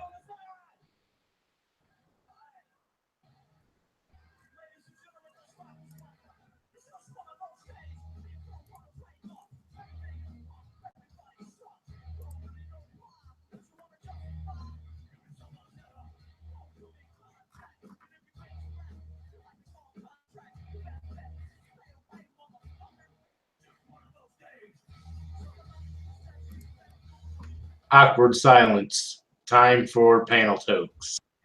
Yeah, I mean, I will go silent sometime when I'm looking and reading. I told you all that. I'm still tripping out that fucking Overgrow is here, okay? I'm looking at that super soil recipe right now of yours. I mean, I'm going to screen share it. Here we go. I'm going to sign up. It's probably not going to let me sign up. I'll be damned if you don't let me sign up. You probably still have your old account, I bet. No, you put your password in and I would just log you right in. Oh, I got no idea what my password was back then. But we're going to find out right now if they'll let me in. My username is motherfucking available, buddy. That is fucking hilarious. No. I am laughing my ass off. Your name is available? What? Yeah, fucking yeah, baby. I got it, baby. Oh, snap. Good thing. You're getting it right now? Fuck yeah, I'm jumping on. Fucking it right. Everybody join Overgrow real quick. All right. Let's do it. Bam. Community Overgrow joining session. That's fucking hilarious. I'm tripping out. If you can't tell, I'm tripping out. I'm fucking totally losing it. Click here. My account is activated, motherfucker. Overgrow's back. I feel like a little kid again. Like being back home. Right, dude. I mean, Tricky, were you there in the old days? I was, yeah. It was like, that was it. There was only one website. You got up in the morning and you logged on to Overgrow. And you read Bushy Old Grow's Tricky. Or remember this shit. So Bushy Old Grow used to get in trouble for being a pervert because nobody knew he had Miss Bog. Miss Bog wasn't on the scene, and Bog has this really fucked up sense of humor and the way he talks. And he used to talk about male plants raping the female plants and shit like that. And he took all kind of heat for it and shit. And Bog's not a fucking weirdo. I guess just online it came off the wrong way. But yeah, Bog got in all kind of shit back in the day on Overgrow. Well, we lived on that motherfucker. Yeah, and then Grass City came in and kind of took everything over. Yeah, no, that makes sense. Oh, no, pretty cool.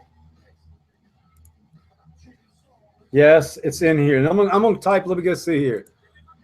Where's the surf? I'm gonna go see Sub Cool. Sub Cool. Oh yeah, baby. No shit. You got all the chat running down to Overgrow. Yeah, Talk about it's going to be the most excitement that site's seen in years. Hook it up, motherfucker. That's fucking badass, though. I'll leave that shit open for sure. Hey, if you want to see, if you guys ever, so when I was away not too long ago, I was hanging out in the computer lab and I just typed subcool into Google, and I've never actually been to images. So if you type subcool into Google and then go to images, you wouldn't believe all the fucking shit on there, man. It's like, it's my life on Google. I didn't even realize it. I don't even know how Google picks the shit up like that. But like, there's just thousands of fucking pictures on Google of different aspects of my weird ass life. You know, the thing that freaks me out is when you upload a picture to like Facebook and it automatically tags people in the picture. Like it scans their face and they're like, is this person in this picture with you? I'm like, how in the fuck do you know who that is in the picture with me? I know. Wow, I'm getting blown the fuck away, dude. I'm going to share something with you guys real quick. Look at this shit. I packed those motherfuckers, bro. I packed those fuckers in 05 myself. See the rice grains? Is that fucking sick or is that sick? Wow. Yeah, what are the rice grains for? To keep it dry and shit? Dry, yeah. Keep it dry, yeah. Moisture. They have them labeled right and everything. Badass, dude. You don't even know what that represents right there. That's fucking badass. Now, see, now that might be a $200 pack of beans. Yeah, that's well, yeah. Yeah. 2, 3, that's that's something that somebody's going to pay some extra money for. Yeah, that's fucking sick right there. I mean, you can't even buy this shit anymore. Well, that's cool, man. Thank you guys for hooking that up. I mean, we got the BC Growers Guide now, and we got motherfucking Overgrow. That shit's too cool. Yeah, when I get off on here, I'll be over there fucking playing around. Did everybody in the chat just go join? A bunch of them did, yeah. Yeah, they were all talking about it. They're like, yeah, Overgrow's going to go down tonight. I love it. I had a forum there for a long time. And y'all know that I got a forum over at Roll It Up. I don't go there a lot, but a lot of people do. I got banned from Roll It Up because I was using lights from a company called Hydroponics Hut, and I posted a thread that I was using their lights, and they just banned me with no like reasoning or anything. Well, this will make you laugh, Tricky. You might not have got banned for a reason, but I took of both of us. So I was a mod over there. Me and Matt Rise are mods. That were mods there forever. I know the guy that owns the site really, really well. We're really good friends. We're really good friends to this day. He's actually a real rich motherfucker, and Roll It Up's like something he does on the side. I was a mod, and there was a little bit of time. This was before I got sick. This is a couple years ago, and the fucking haters were just kicking my ass. And this one guy, he was just like vicious. He was like a fucking tick. He followed me fucking everywhere. So I had mod power. So I started going into his post and editing his actual words. If you're a super mod, you can do that. And of course, you can't stay a mod if you do something stupid like that. Because I'd literally change it to something like I got a penis growing out the side of my head and just all kind of stupid shit like that. And I logged on to one named Chris Jordan. That's the owner. He basically said, "Sub, what the fuck are you doing, Dan? You can't do that shit." He took my mod powers away, but the forum still exists, and I'm gonna trip you out. You guys want to go see something awesome? Now, do not join this motherfucking site, or you're not a weed nerd. But go to Breed Bay and type stuff cool. There's a whole fucking forum there, like millions of fucking words. But me and the guy that owns the place, he fucked me for $82,000, and then he banned me. That's kind of cool, rip you off and then ban you, but. Fuck that guy. All my words, all my pictures are still there. All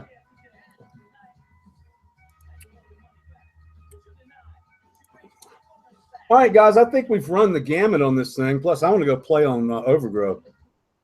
I'm trying to. Breed Bay was the site that I worked on for a long time. Where'd you meet me, Jack Lee? Breed Bay or Overgrow? All right, let's do another bong hit. I'm down. Yeah. Dabba dabba dabba. A dabba doo. This is something else I learned to make because of you. Take sure. Yes, sir. Looks good. Nice coloring. You know, I'm starting to figure something out. I haven't been this involved in social media in a long time. But this is the one thing they were fucking around not too long, calling me OG and shit. I ain't buying all that shit, but now I'm starting to get it. Like, I mean, Tricky's already said like 3 times. I've taught him like 3 different art forms. What you got? Yeah. So you guys have really been following me for like decades, apparently. You've taught me like fucking 99 different art forms, yo. You have taught me how to not. Oh man, we don't even want to go there. Never mind. Yeah, I don't even want to go there. I think I bought my first pack of beans of yours from Attitude in like 2002 or 2003 or something like that. That's fucking badass. Jesus Grown Cannabis, how are you feeling today? I feel okay. 2008. 2008. I feel okay. Nighttime's always weird. I don't breathe as good at night. Plus, I'm not so fucking supposed to smoke. So my lungs get trashed. And I'm not the whine too bad, but yeah, when I turn this off, it is fucking silent here. There's no one here. And it's a little fucking weird.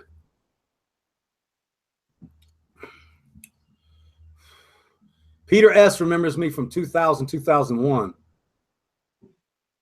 Yeah, I've taught a lot of people how to grow Super Soul. That's a fact.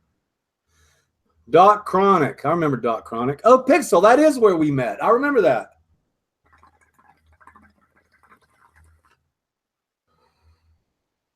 Dong, if you want to close out, you can, buddy. You got shit to do. No, I'm still chilling. And honestly, I've been bouncing back and forth and doing it anyway. So I'm having a good time, bro. You know I like fuck kicking it. I know that. I would feel alone, dude. I can't do that. By the way. Fuck all that. Sorry. I'm not sure what I hate more. The fucking gnats or the motherfucking piss ants. You got to understand that I live with piss ants now. It's like when Jill was with me, like Jill cleans all the fucking time. So she'd be chasing the fucking piss ants around the fucking house right now. I get up in the morning, I clean the house, I wash the sink out, and I straighten up. For a single guy, I live in a really clean house, but by 10:30, we'll walk up and we'll go over to the sink, and there'll be goddamn piss ants in it.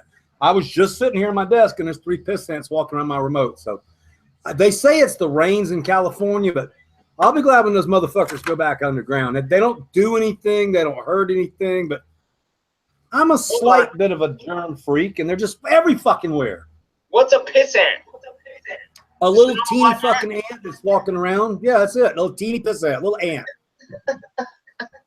They don't bite. They don't bite. What they do is they get in your sugar, your honey, your fucking tincture, anything sweet, they'll find it. But the way it works is one of them comes in your house and he finds some sugar and he leaves a chemical trail. And then all the fucking other ants fall. And once they come in your fucking house, like you almost cannot get them to stop coming in the house. So it's a silly problem to have, but it happens quite often in California.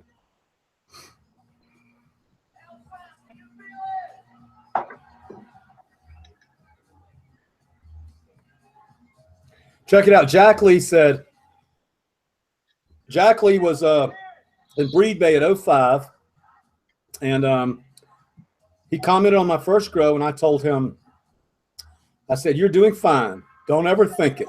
He was 14 at the time, and it gave him so much confidence. So now you're 24, 25, 26 years old. That's fucking pretty cool, man, to have that kind of impact on somebody. I mean, shit. I'll take it. Can I ask you guys something? Can I ask the channel something? It's very self-serving, but I just kind of was thinking about this today. So, I mean, in the cannabis world, I mean, we can think about Cervantes, but in the cannabis world, I mean, is there something else like Subcool? Is there another teacher, grower, breeder, writer? I'm just trying to think. See, DNA, did DNA do like radio shows and write books and shit like that? Did they do that? Greenhouse did the Strain Hunters. I think that's probably the closest thing. Yeah, I mean, there's no. Yeah, and Arjan is a multi-millionaire. They were not in the same boat, okay? I mean, Arjan could Argent's got a million times more money than me.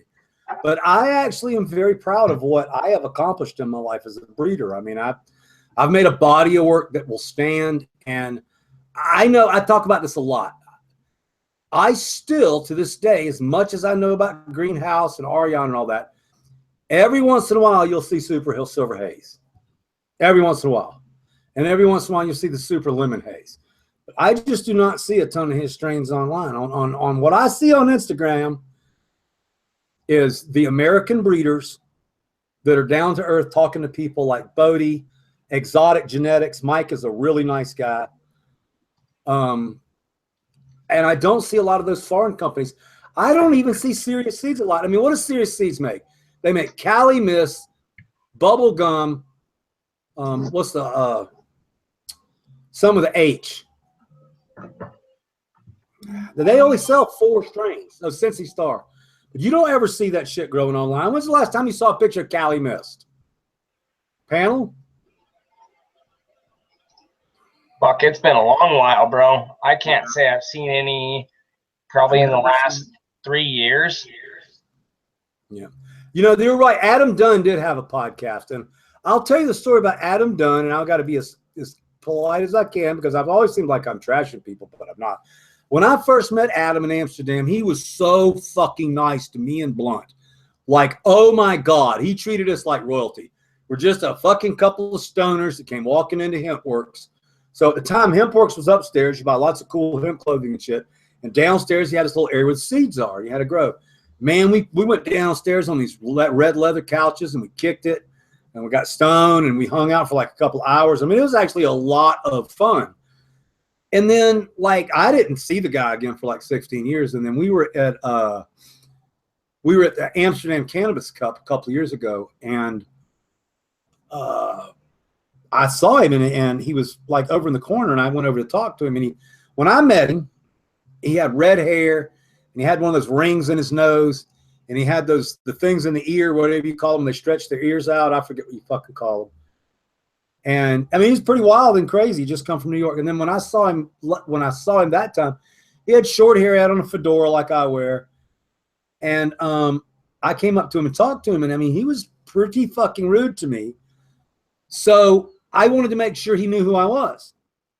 So I said, well, you know, I'm Subcool. And he goes, I know who you fucking are, dude. Like the most disrespect I ever said. That's the end of the story. I don't know whether he was having a bad day. I don't know whether my big mouth said something he didn't like, but wow, what a change in the guy from day one to day, from my first 2 events. I don't know. I grew his shock Puna butter. I grew his Puna butter, one of the second strains I grew, and it was pretty good. Jen Hara, if you're confused, then you shouldn't be here.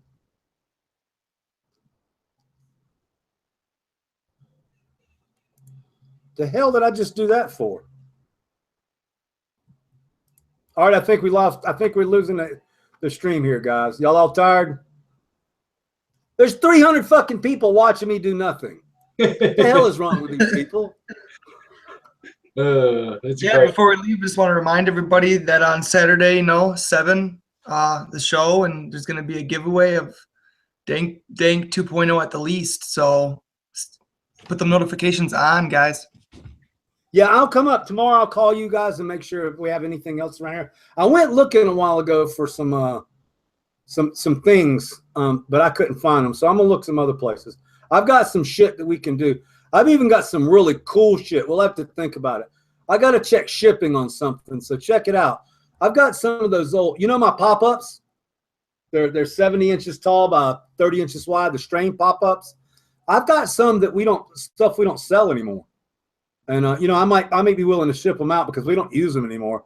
The only problem is some of them, a couple of them, like I don't know if I'd send a Doctor Who to somebody or not because it says TGA and shit all over it. But yeah, I got a couple of banners. So let me look at it tomorrow and I'll let you know. What do I know about the strain Black Diamond? I know it has an incredible description.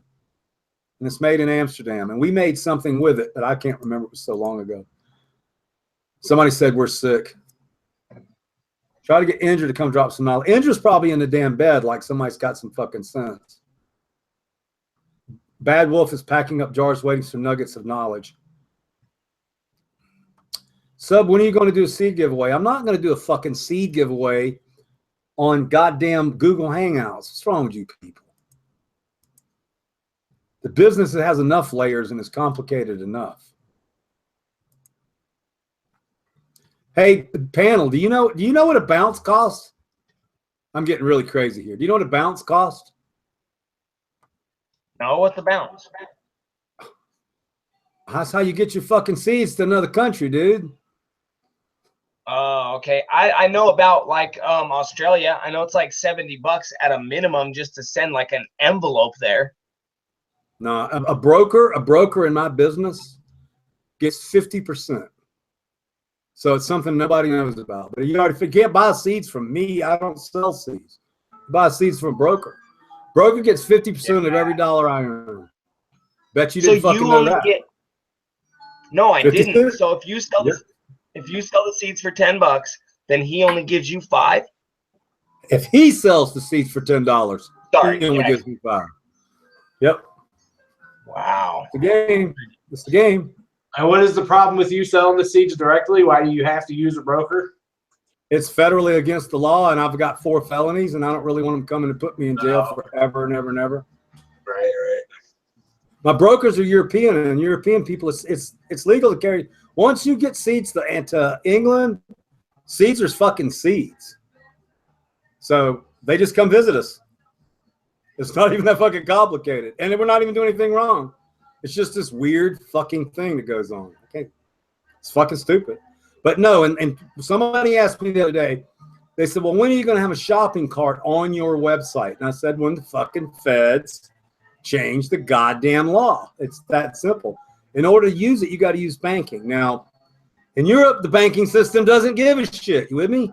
You can walk into a porn shop in Amsterdam and in Europe and buy a pack of pot seeds. They're fucking seeds. Nobody fucking cares. And I swear to you, I believe somebody that doesn't have the felonies I have can go to the Supreme Court and they can challenge this shit and they're going to win because cannabis seeds have no fucking THC in them. You cannot get high on them. And in this country, the truth is that cannabis is not technically illegal. THC is a Schedule I drug. That's it. There's no fucking drug. There's no law that says CBN is fucking against the law. They just made CBD into a Schedule I, but they're not enforcing it. So all along, we thought marijuana was illegal. And technically, if you read the law, and by the way, I've been wrong about shit before, so people smarter than me can fact check this, but I know I'm right. THC is against the motherfucking law. That's why if you have a 20-to-1 CBD strain and less than 1% THC, it's legal. But now the feds have come on and said CBD is a Schedule I too. So the whole thing's changing. But a pot seed has no fucking drug trait in it. So as far as possessing them, they can't do anything. Now, on the ground, at certain levels, if you germinate that pot seed, then it's going to be cultivation. Maybe if you're in Georgia, it's going to be manufacture. But the actual act of holding pot seeds, I mean, what you can shove them up your ass, they're not going to do anything to you. So I think that's one area that, like when you guys talk about 2018 and we talk about Prop 264 and we talk about everything that's going and we talk about interstate and we talk about banking, everybody's talking about fucking flowers. And I'm one of the few companies out there that doesn't deal in flowers. So like DNA, if you guys missed it, if you guys in the channel missed it, DNA has a fucking warehouse where they grow marijuana, and it is the size of a fucking mall. It's 3 stories tall. It's got fucking golf carts. Aaron and Don got on little fucking baker's caps and little white suits and fucking pot as far as you can see. We don't do that. All we deal with is seeds. So we're not dealing with smell issues. We're not dealing with volume issues. And I guess my point of all this is I don't really think that the laws are really addressing the seed makers. They don't really seem to give a shit. Well, here's the thing that makes me laugh. How are they going to grow pot all over America? Where does pot come from? It comes from fucking seeds, man. So I don't know whether it's by luck or karma or what, but I think I'm in a pretty fucking good position. I don't have giant warehouses. I don't have giant numbers. I have an established business and a great fucking army of fucking weed nerds. So I don't know. I see maybe in a year and a half when everything shakes out with this pot thing, I think seeds are going to be something nobody's fucking talking about. Anybody got any comments on that?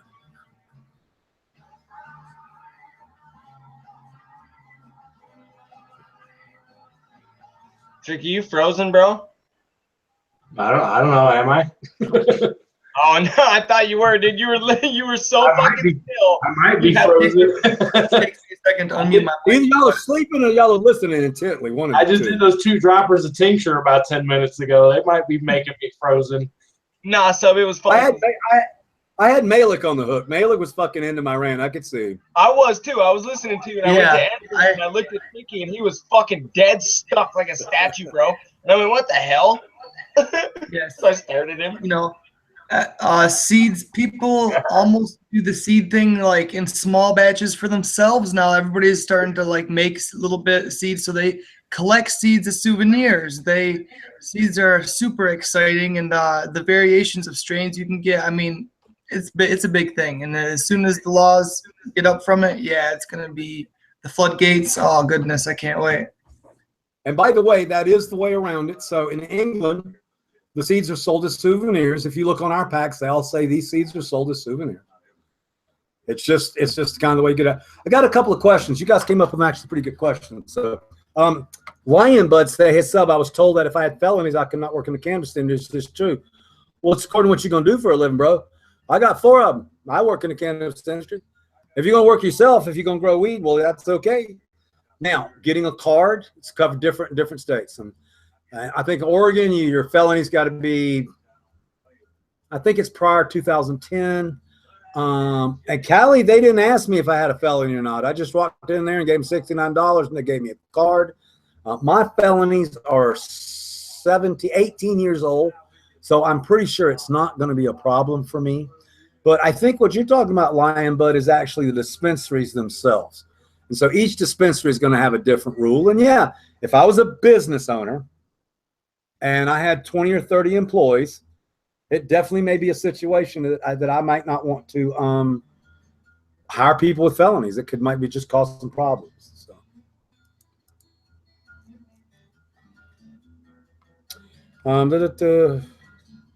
I had another question here. I'll get to it. I hate when it does that shit. I can't believe we're still messing with Mark Emery the way we are. Man, we got to leave that poor guy alone. We do, and I agree 100%, Tricky, but I got to tell you a little first-hand knowledge on that. Poor Mark. Mark has got a little, oh no, Shashade, I want to give him credit. I got a little Mark Emery in me, okay? Mark, when they arrested him from his jail cell for 10 years, he called them size 15 clown shoe motherfuckers. And he did it over and over and over and over again.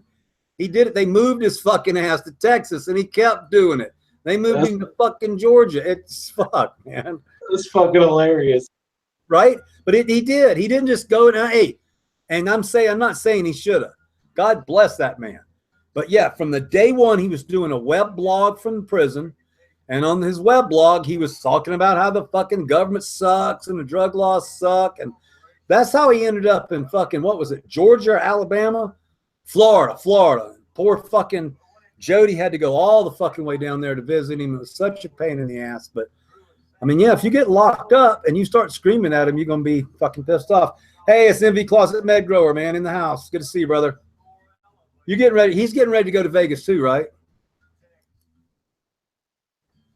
Yeah, he lives right there in Vegas. Yep. So he's busy. He's gonna be busy this weekend. I was gonna say He's he's the in Vegas. host.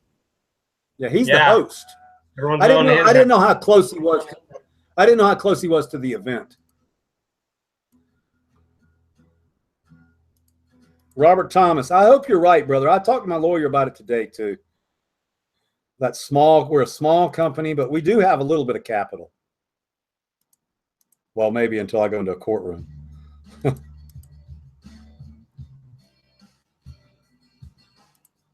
Mark got in a lot of trouble, dude.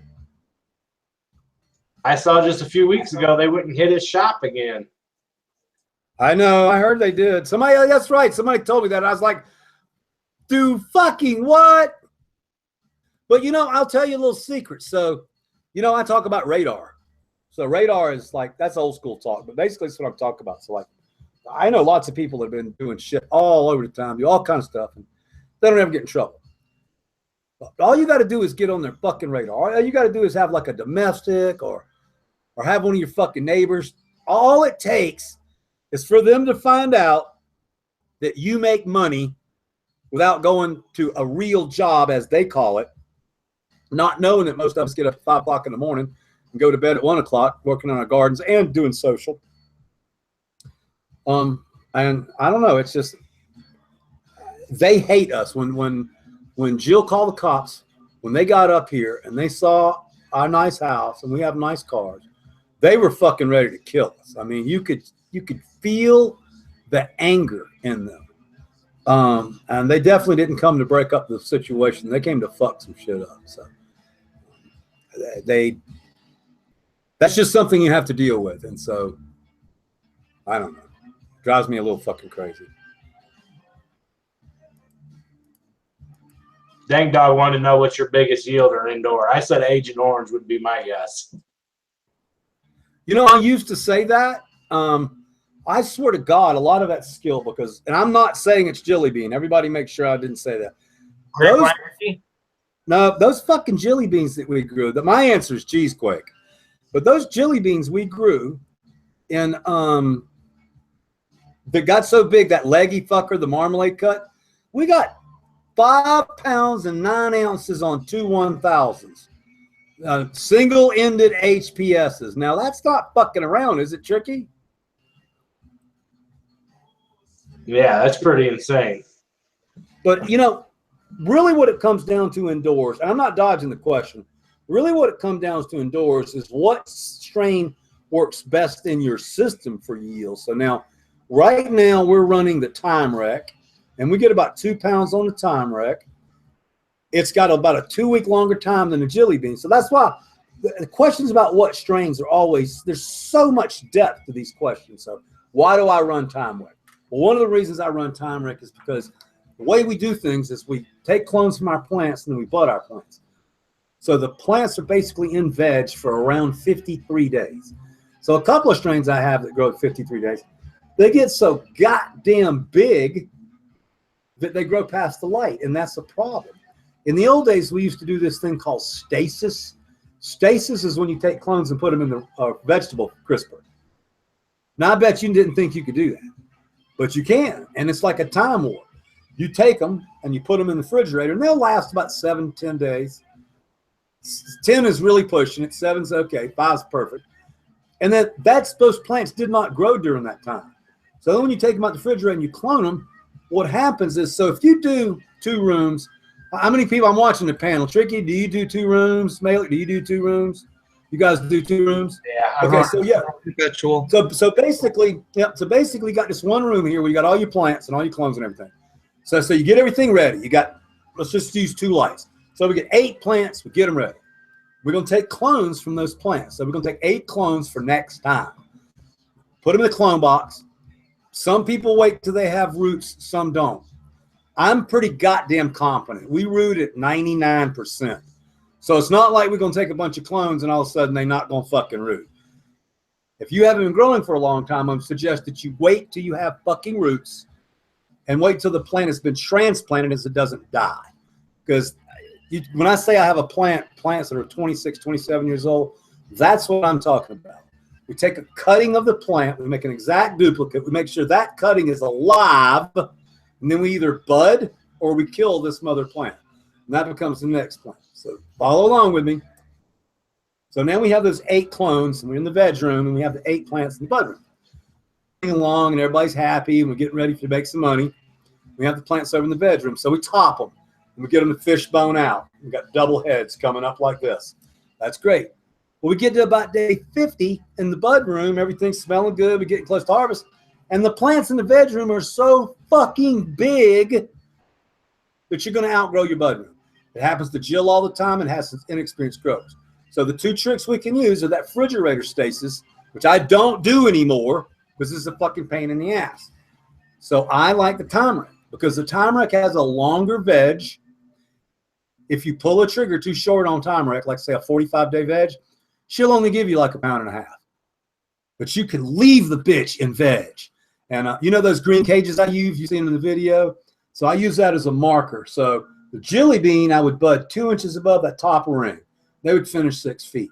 But the Timerics, I'm looking for like 8, 10, maybe even 12 inches above that top ring. And what happens with the Timeric is it doesn't really stretch. They just fill out. So you build your structure, you get them in there and you get them caged up and staked up. And then once they start budding, everything just kind of stays in place and gets meat on it. So, boy, I went a long way with that goddamn answer. But so it's the way the strain grows that makes it such a desirable strain for us to grow. Those 4 plants double top get like 32 heads in the light. Each head's about as big as my fucking arm.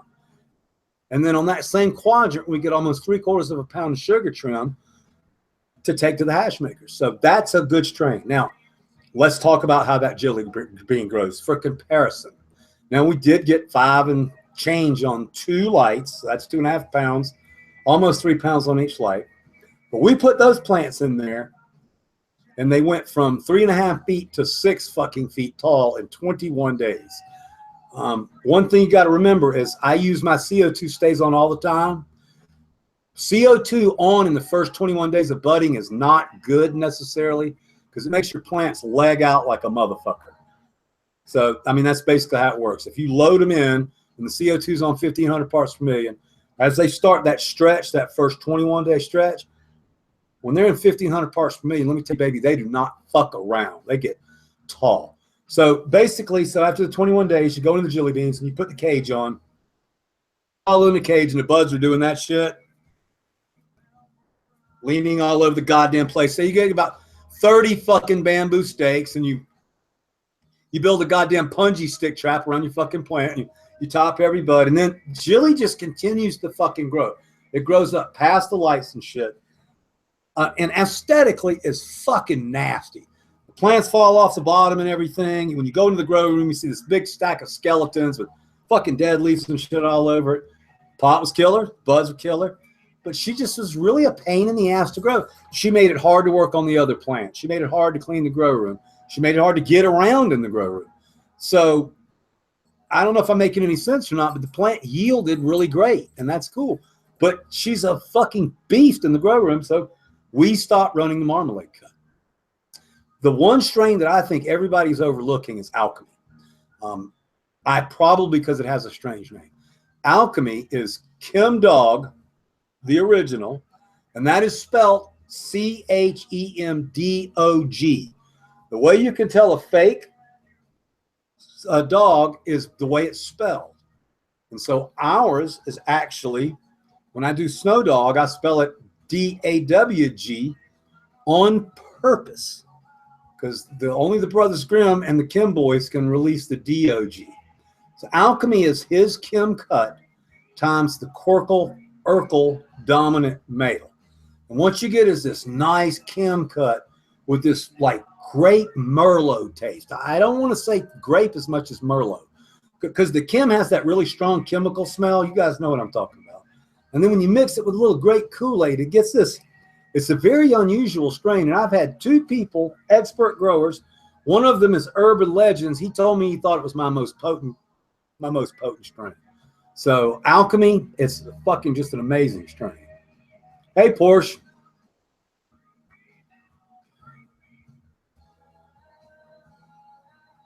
That was a serious rant. There's 303 fucking people watch me talk now. Okay, this is just, you guys are silly, I'm telling you. Maybe they're just talking to each other. The story behind Grapeline Ricky is kind of small. We had made Cleaner. So Cleaner is Jack's Cleaner times Corkle. So lemon times grape. That was the concept. And I like Cleaner. It's a fucking killer strain. That's Cleaner with a Q. Big, long, towering cola. Really crazy lemon smell with resin on it. Some of them turn purple. So we had that out there, and it was on there for a long time. And I was thinking about, why don't we make it the other way around? Why don't we actually take Urkel, the Urkel mother purple plant, and cross it with Jack the Ripper?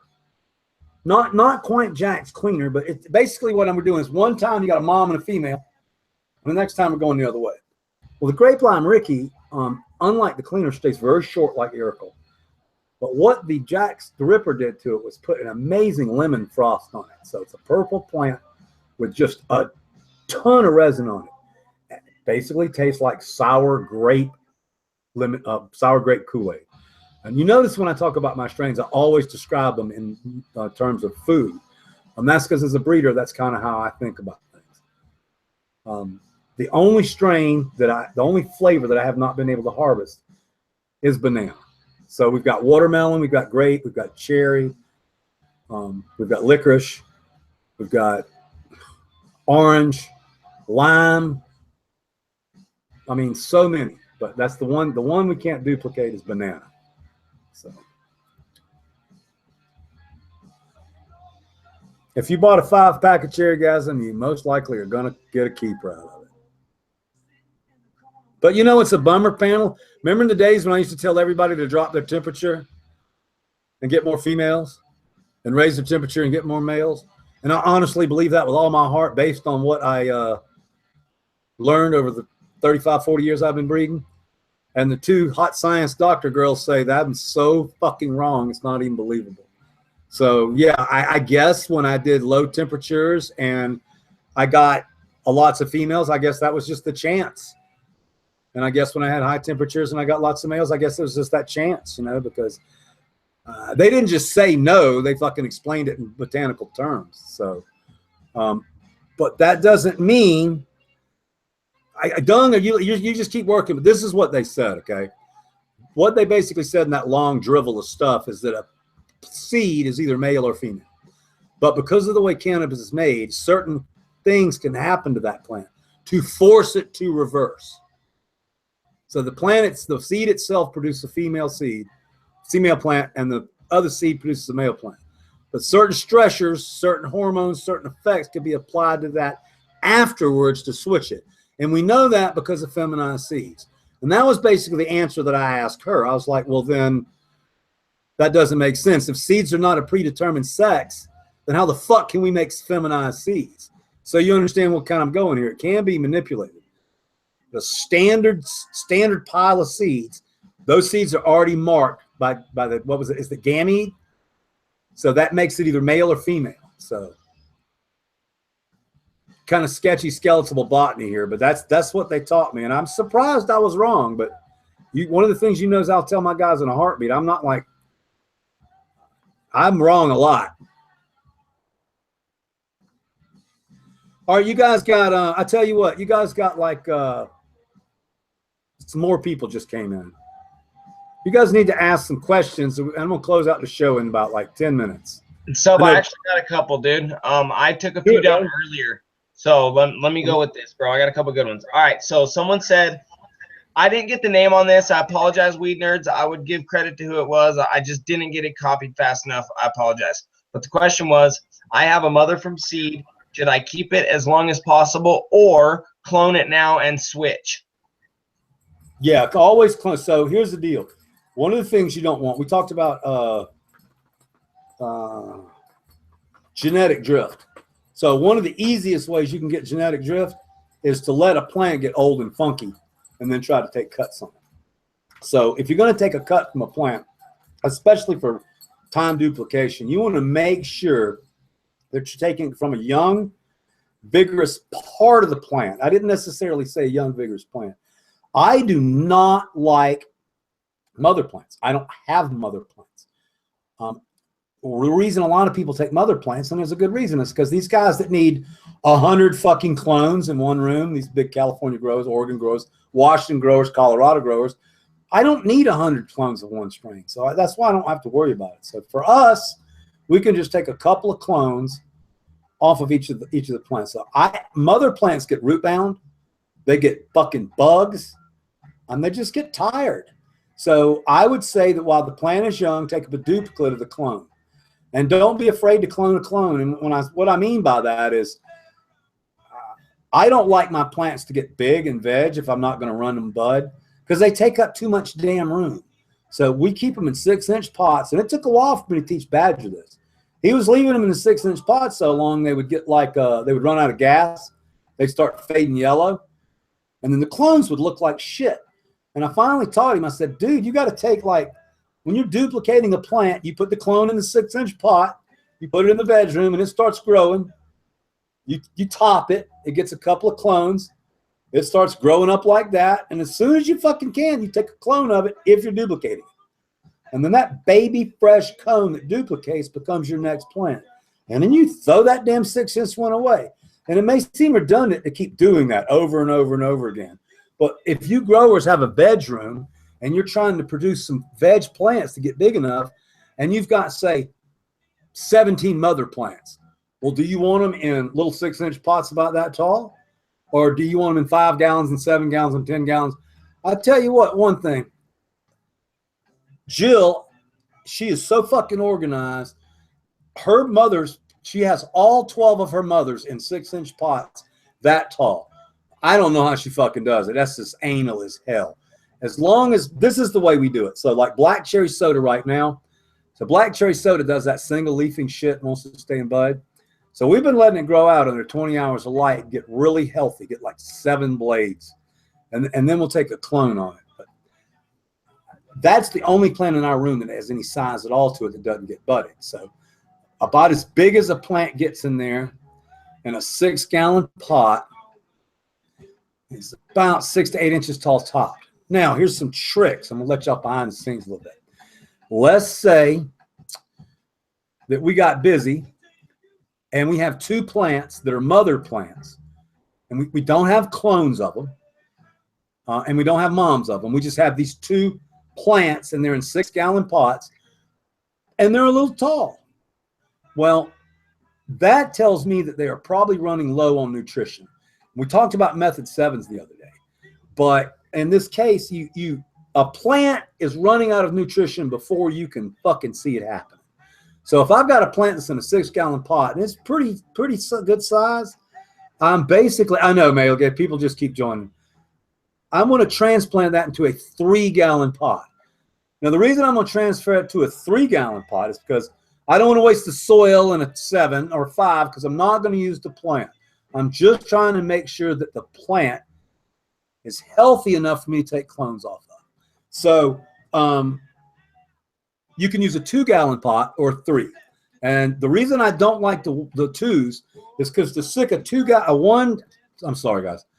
stick a 6-inch pot or a 1-gallon pot into a 2, you only have like a fucking ½ inch of space between the root ball and the wall. So you get dirt all over the goddamn place. It's just a fucking mess. And you can do it. You know, you pour it on there and you stuff with your fingers and you stuff with your fingers and you stuff with your fingers. You finally get it done. But that 3, to go from a 1-gallon to a 3-gallon, there's a good 5 inches of space between the root ball wall and the outside of the pot. And here's more importantly, I would be afraid to put super soil in the bottom of a 2-gallon pot and put the root ball in there. Number one, there's not enough fucking room. So on the 2 gallons, and nobody knows this shit, okay? On the 2 gallons, what we'll do is on the bottom of the pot, we'll build a V of super soil. Just a little super soil. Here's the bottom of the pot down here where my ends are, and just a little super soil because the 2-gallon pot's not very big. And then you put just a little more soil in this V. So you put just a little potting soil in this V down in the pot. I hope everybody understands what I'm saying. And then you nestle the 6-inch pot down in this V like this. So surrounding the root ball, but not touching the root ball, is just a teeny little bit of super soil, or what I call go juice. Then you finish transplanting the plant, pack it down and water it. And that plant, after about 5 days, is going to be really healthy. You'll see it green up. It'll get just, man, the serrates will get edgy. The leaves will stand out. It'll get turgid and happy. Then you can take a clone from it. One of the keys about keeping your plants alive for a long time is to always make sure you're taking happy clones. Happy clones from happy, healthy plants. So, and Badger's fucked this up a couple times because he's only been with me like 6 months. So he's actually gone in there and he had a plant one time in a 2-gallon pot. It was about 14 inches tall. It was green. It was happy. And he took clones from it. And then like 2 days later, I was in the bedroom and I saw the plant and I saw the bottom fan leaves turning yellow and they start doing that. I'm kind of sad. And I was like, I told him, I said, those clones are not going to root. Or if they root, they're going to take like 7 or 9 days. And anybody that grows weed knows that a clone that takes 9 days to root is not the happiest motherfucker once you put it in the bedroom. So the health of the health of a plant when you take a cutting from it is fucking crucial. And I don't take money from them, although I should already. If you don't have a pair of Method 7 glasses to look at a plant, you will really are missing one of the greatest tools we have in the industry. Because these glasses, the technology was invented to look at a green golf course and go, okay, that motherfucker's yellow over there and yellow over there. And that means on the naked eye, it's going to be yellow in a week or so. The same thing applies to your cannabis crop. When you look in a room like mine, it fucking is green. Of course it's fucking green. It's full of weed. But if you put those Method 7s on and you look, you can see deficiencies long before they show up to the naked eye. So key to cloning, to make sure that base plant is as healthy as possible. You want a good humidity, a good environment for it. I like to root my clones at 78 degrees and a high humidity. Now, when I say high humidity, if you guys have seen pictures, you can always go to Google subcool cloning and you'll see a picture of my little box. I use 2 Walmart shoe boxes. It's these little plastic fucking things you put shoes in. I buy 2 of them and stack it on top of each other.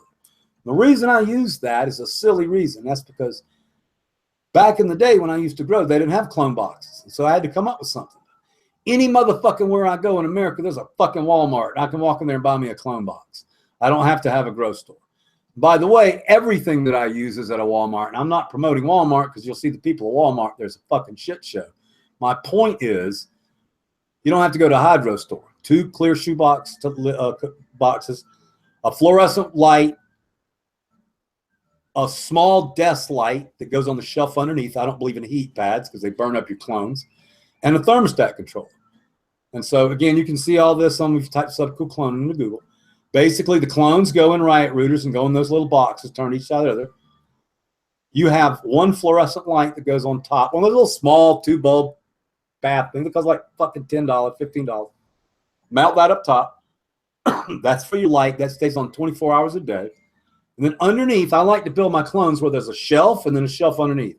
And underneath the shelf, I put like a little teeny fucking light, like a 40-watt desk light or a 50-watt desk light. Something, something like, let's see if we get this.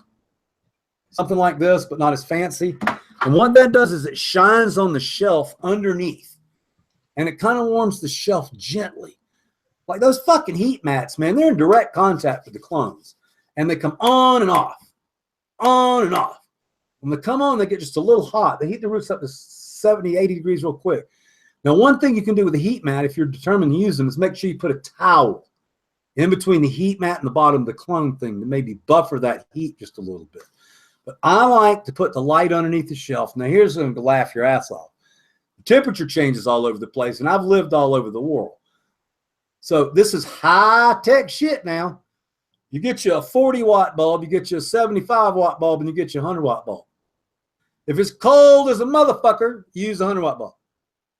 In the middle of summer, you use the 40-watt bulb. It's nice to have like a little sheet over the shelves you use or doors. You've seen my closet up there. I've got 2 cabinets. I bought this plastic cabinet from Home Depot, and that's in the veg room. We're cloning it in the winter time when it's too cold on the other one. And then I've got just one of those white $50 cabinets you buy from any kind of store to put towels and shit in. And that's my cloning closet on the inside. And that's basically it. If, you want to keep that light on. And then when I said temperature controller, a temperature controller is a really simple device. It's got a lead that goes into where the clones are. And then it plugs into the wall, and then your light plugs into it.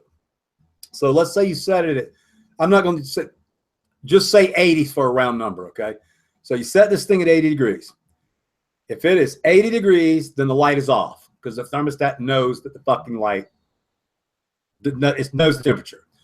So it drops to 79 degrees and the thermostat goes clink and the light bulb comes on, pop, and it warms the bottom of the shelf, which is touching the clones up, and hits the right temperature. And then once it hits, say, 81, the light goes off. Now, it doesn't happen exactly like that because the light's not going on, off, on, off, on, off. This is basically what happens. On a cold day, the light stays on a lot. On a mild day, the light stays on a little bit. And on a mild day, the light doesn't come on very often at all. And I'm talking about the light underneath the shelf, not the fluorescent that's heating the clones. You got to understand that the fluorescent is heating the clones. It's also providing just a teeny little bit of heat. You know, it's what is it, 80 watts? So that's 80 watts of heat. So it's touching those two shoe boxes, and it kind of disperses some heat down. And then I'm still talking about humidity. So the riot rooters are in a little bit of water. You don't want to drown them. One of the reasons I really like rapid rooters is because they already have air in them. One of the biggest problems with cloning is people drown the goddamn things.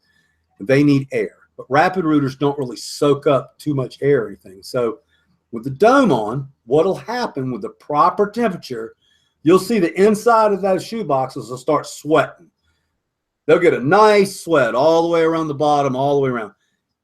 If you have the clone set up and it's closed and everything's running just like I described it, and it's not sweating inside that clear boxes, then the fucking humidity is not high enough. You're doing something wrong. And let me tell you what one thing wrong can be, and it'll blow your fucking mind. A heat vent across the fucking room, like one heater vent in your house that you didn't pay attention to, can be, you know, the heater will be coming on in the house, on and on and off. And you don't pay no fucking attention. It's cold outside, you working, whatever. And when that heater comes on, it blows a gust of warm, dry air across the room. And those shoe boxes actually have like a little place where the handle is so you can hold them. So there's a little teeny air gap in there. And if you have a situation where super dry humidity like dung would have to use a little bit of tape on those teeny little gaps where your fingers go. And mine, I just have flaps. And I know I'm all over the place. If you're looking at this picture, it really help a lot. But so you got those two clear shoe boxes stacked on top of each other. And in the right conditions, you actually just put a lip where the two little slits are. But generally, like in my conditions, the slits are okay. Lets a little bit of air in and out. The domes still get really sweaty on the inside and out. And that's basic cloning. I mean, I noticed I didn't mention any Aero cloners, nothing fancy, nothing expensive. I use Vitaroot cloning solution, which is $10 for 2 ounces. Where does your humidity sit? Well, see, that's what I'm telling you. The humidity's maxed out. If moisture's forming on the inside of that dome, it's like 99%. Yeah. All right. Okay. So, I don't actually put a humidistat in the dome because it's so small, but I do have a thermometer in there. And you're gonna love this. Some like when I got on the Dago for not having a water hose on its dehumidifier. This is something like 20 years ago, man. It's gonna blow your mind. You would not fucking believe the people that don't have a goddamn thermostat in their cloning box. They like stick their hand in there. This is called the phalangometer. These are phalanges, so this is a phalangometer, and it don't measure shit. You cannot stick your fucking hand in the closet. Go, it's 78 degrees. You're a fucking idiot. You can't do it. I've been in the heating air business all my life. And you wouldn't believe the number of people that set up a clone box and don't have a fucking thermostat in there. That's just asinine. You need a thermostat to know exactly what temperature they are. You need a nice one with an external lead so you can stick it in the clone box. Sorry, I'm running out of air. And then you need an actual thermostat to know the temperature of the house, because or the building they're in, because there's some tricks. So let's say you want to go away for a couple of days, like 3 days. Don't you think you need to know exactly what your clone chamber does? There you go. There's tricky with the damn thermostat right there. Thank you, buddy. So if you want to go away for a couple of days, you have to really, really, really know and understand your clone area. Is it going to get too hot? Is it going to get too cold? So I actually came up with this simple system. The first place we put clones when we move is in our house where we live, so we can control them. And there's still a plug in my walk-in closet from when we moved here. I saw it the other day, and I was like, oh, yeah, that's fucking right. Wherever I move, my clones are sleeping with my ass. Then as we got moved in here and we developed the building up there, we found 2 places that work for cloning. And I'm going to say one more thing, and I'm going to shut up. I'm going to actually look at questions if anybody's got anything for cloning. I mentioned before that we have 2 cloning areas, and the reason we do is we have one that's outside in the man cave. You guys have seen pictures of my man cave. And in the winter, in the summertime, it's a great place for it to be because in the bedroom, there's a fucking air conditioner, and the air conditioner's running all the goddamn time. And that cold, dry air blowing on that box makes it hard to root the clones. So we keep the clones in the man cave in the summertime. The temperature's right and everything for them. But in the wintertime, it gets fucking cold out there in the man cave because there's no heater out there with a couch and all the pictures and shit are. So that little mini split actually is making heat at that time. So we load them into that little plastic piece of shit we bought from Home Depot. I can take a picture of it if anybody asks me. And it actually stays a little warmer in the wintertime because it's in the warm room. So these are practical, common sense things that I've done in my location to make a place for me to clone. Now, in your house, if you've got a basement, probably not the first place for you to start. It would be in the basement. And, you know, upstairs in that bonus room, probably not the smartest place for you to start either because what's the problem in the basement? It's going to be too fucking cold. What's the problem in that bonus room? It's going to be fucking hot. So you have to use a little common sense when you're thinking of the place to root your clones. And so we're back to that, what I was telling you about.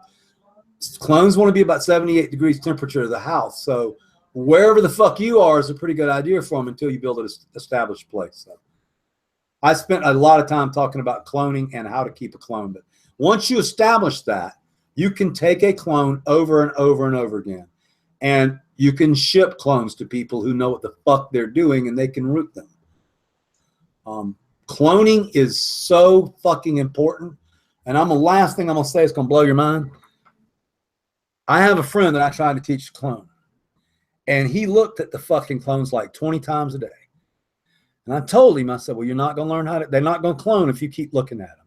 And he said, and he liked to talk to me like this. He said, so cool, you're so full of shit. He goes, they don't fucking know. I said, all right, motherfucker. So he's in there opening them and looking at them like 10 times a day, and they never root. So time goes on, a couple of weeks, and he started becoming a little bit better grower. First success rate on clones was like 50%. So then he took some more. And he got busy working, building. I went to his house one day. I said, how's your cloning going? He goes, you know, I ain't looked at him in like 5 days. And he goes back there. Every fucking one of them had roots. And he goes, you know, you're right. You can't look at the fucking things. I said, well, I think he was just letting air in there or something. But a silly part of me makes them think that if you're looking at them, they think you really want to, and they won't. And if you ignore them, they do. So I got Mousy Malik shaking his head. Yeah, there's definitely like feels like that, and there's secret spots you can put them to where like, oh, they'll root there, and then they won't root over here for some reason. And, oh yeah. Yeah, no. All right. So we would shot past 11. We'll go for 12, and I mean it this time. I'm looking at the channel. Anybody got any? If you ask a pollen question, I have not seen it. You guys have asked questions when I'm talking, unless the mods pick them up. So I got more. Okay, go ahead, Don. Okay, so how about old seeds, bro? Any tricks to help them make it? Like if they're for example, my helper Quirkle that I popped, I just popped them. I didn't do anything tricks, but are there any tricks to help pop old seeds or keep them, make them good, like bacteria or fungus of any kind? Yeah, well, the first thing you want to do if you store seeds for a long period of time is, and we don't do it where we are because our seeds move really long, but if you're going to store seeds for a long time, just throw some rice in a camera case. Okay. And keep them in the camera case. And I'm going to tell you 3 reasons to keep them in the camera case. Convenience. If it's dark as a motherfucker, and if you drop it, it don't break. If you drop one of the jars downstairs that Badger uses, you got 10,000 seeds in the fucking carpet with glass. So just on a practical, we use it so we can see. But the seeds that I store, a film camera case, a film canister case, tape it, throw it in the safe. They'll stay for 15 years. Now, oh my God. You know, once you approach 15 years, there's another trick, and that is to throw them in the refrigerator for about 48 hours. And what that does is it simulates winter. And there's a hormone, and if fucking Mouse was here, he'd probably tell us the fucking name of it. But it builds up during the winter time and gives the plant energy to pop. And so that's a trick that you can use for very old seeds. Now, back up. Those same seeds, if we want to store them for 40 years, we need to find a dedicated refrigerating unit that someone does not open. It can't have food in it and people open it all the time. It's got to go in at 43 degrees. The fucking door gets shut and locked and it stays 43 degrees. You with me? Like a laboratory. Those seeds will last for 40 fucking years or more. But that, nobody has that. Now I'll tell you a secret. When I worked for Gypsy Nirvana, he fucking had one, but he didn't use it right because he opened and closed it. He stored his seeds in it. He bought a really, really, really fancy seed storage unit and used it as a refrigerator. The reason you can't open it, the reason you can't open it is when you open it, what goes in the refrigerator? Moisture. Air and shit. Moisture. And then when you close it, what happens? It's trapped in there so it condensates, right? Yep. That's what takes the seeds out. I wonder what would happen if you cryogenically froze them. I wonder if that would work and then you could still bring them back to life 100 years later or something. Generally, it splits the cell wall due to rapid expansion. There's only a couple of things. There's this fucked up tree frog that can freeze, and it's got this weird gene. But generally, when you freeze something, the cells fracture on it, and it's really hard to bring something back. Yeah, they explode. I've got an even better one actually, Sub. So this one I really like. Can a male go Hermy and produce female flowers? Not just pistils, but flowers. No. I mean, I've seen a lot of goddamn pistols, okay? I mean, like, the weirdest one I ever saw was like a plant like this, and over here on this side, it had balls, and over here on this side, it had this huge tuft, like 20 or 30 fucking white pistils just sticking out. I've never actually bud grow on a male plant. That's the closest to it. It was, man. It looked like eyebrows or something. It's fucking crazy. That's crazy shit. Okay. I've also seen one.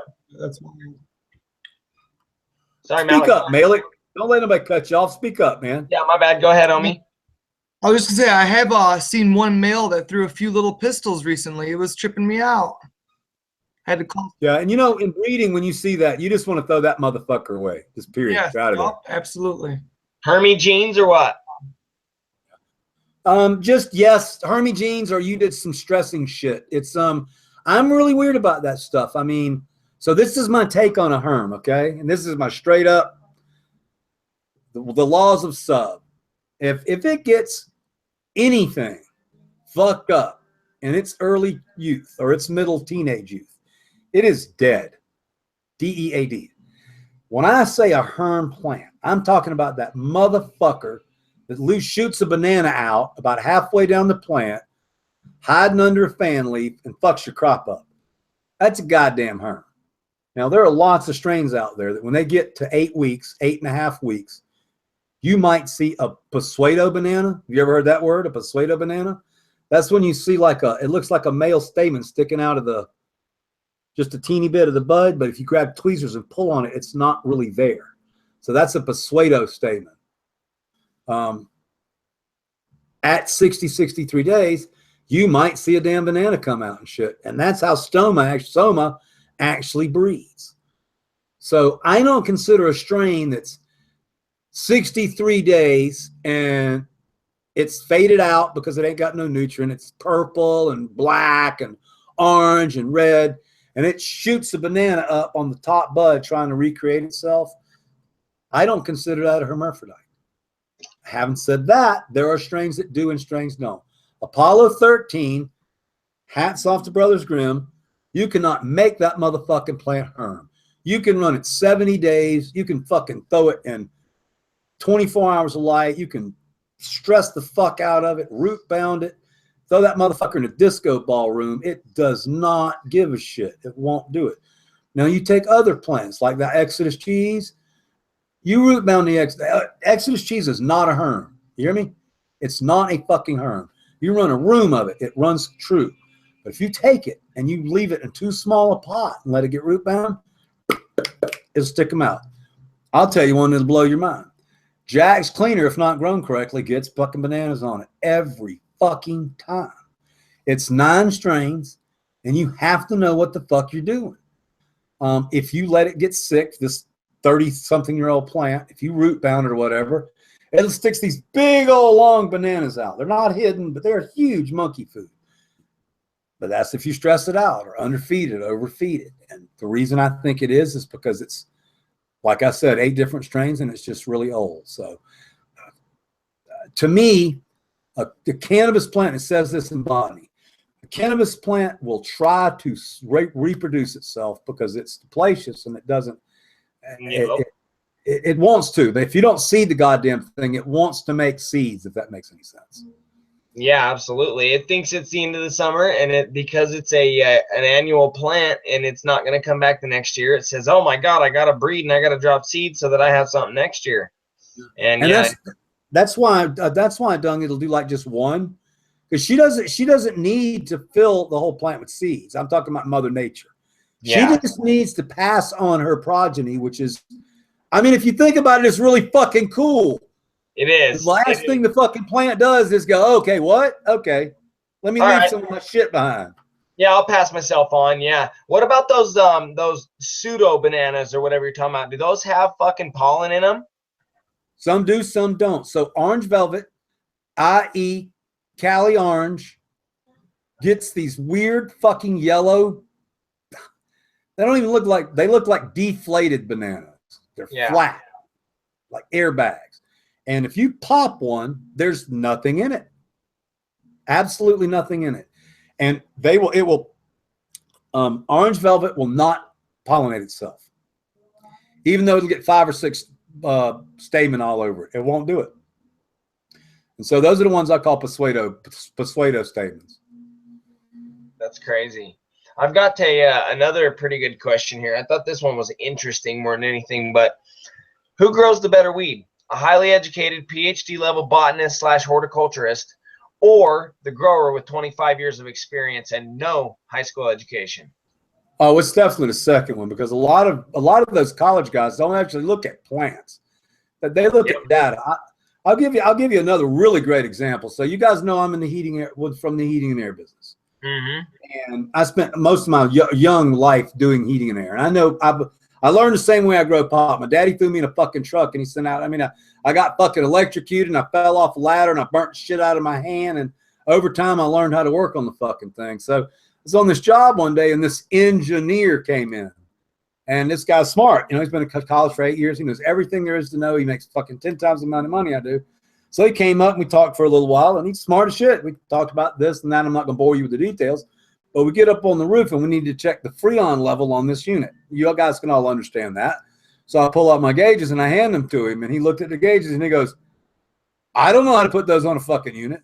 So he knew the pressure that the unit should run at because he read it in a book, but he didn't know how to take the panel off the motherfucker and put the damn gauges on it. And that's the same kind of thing I talk about, these super, super red growers. And I'm going to tell you two of them. One is George and one of them's Ed. And both those guys are certainly capable of growing marijuana.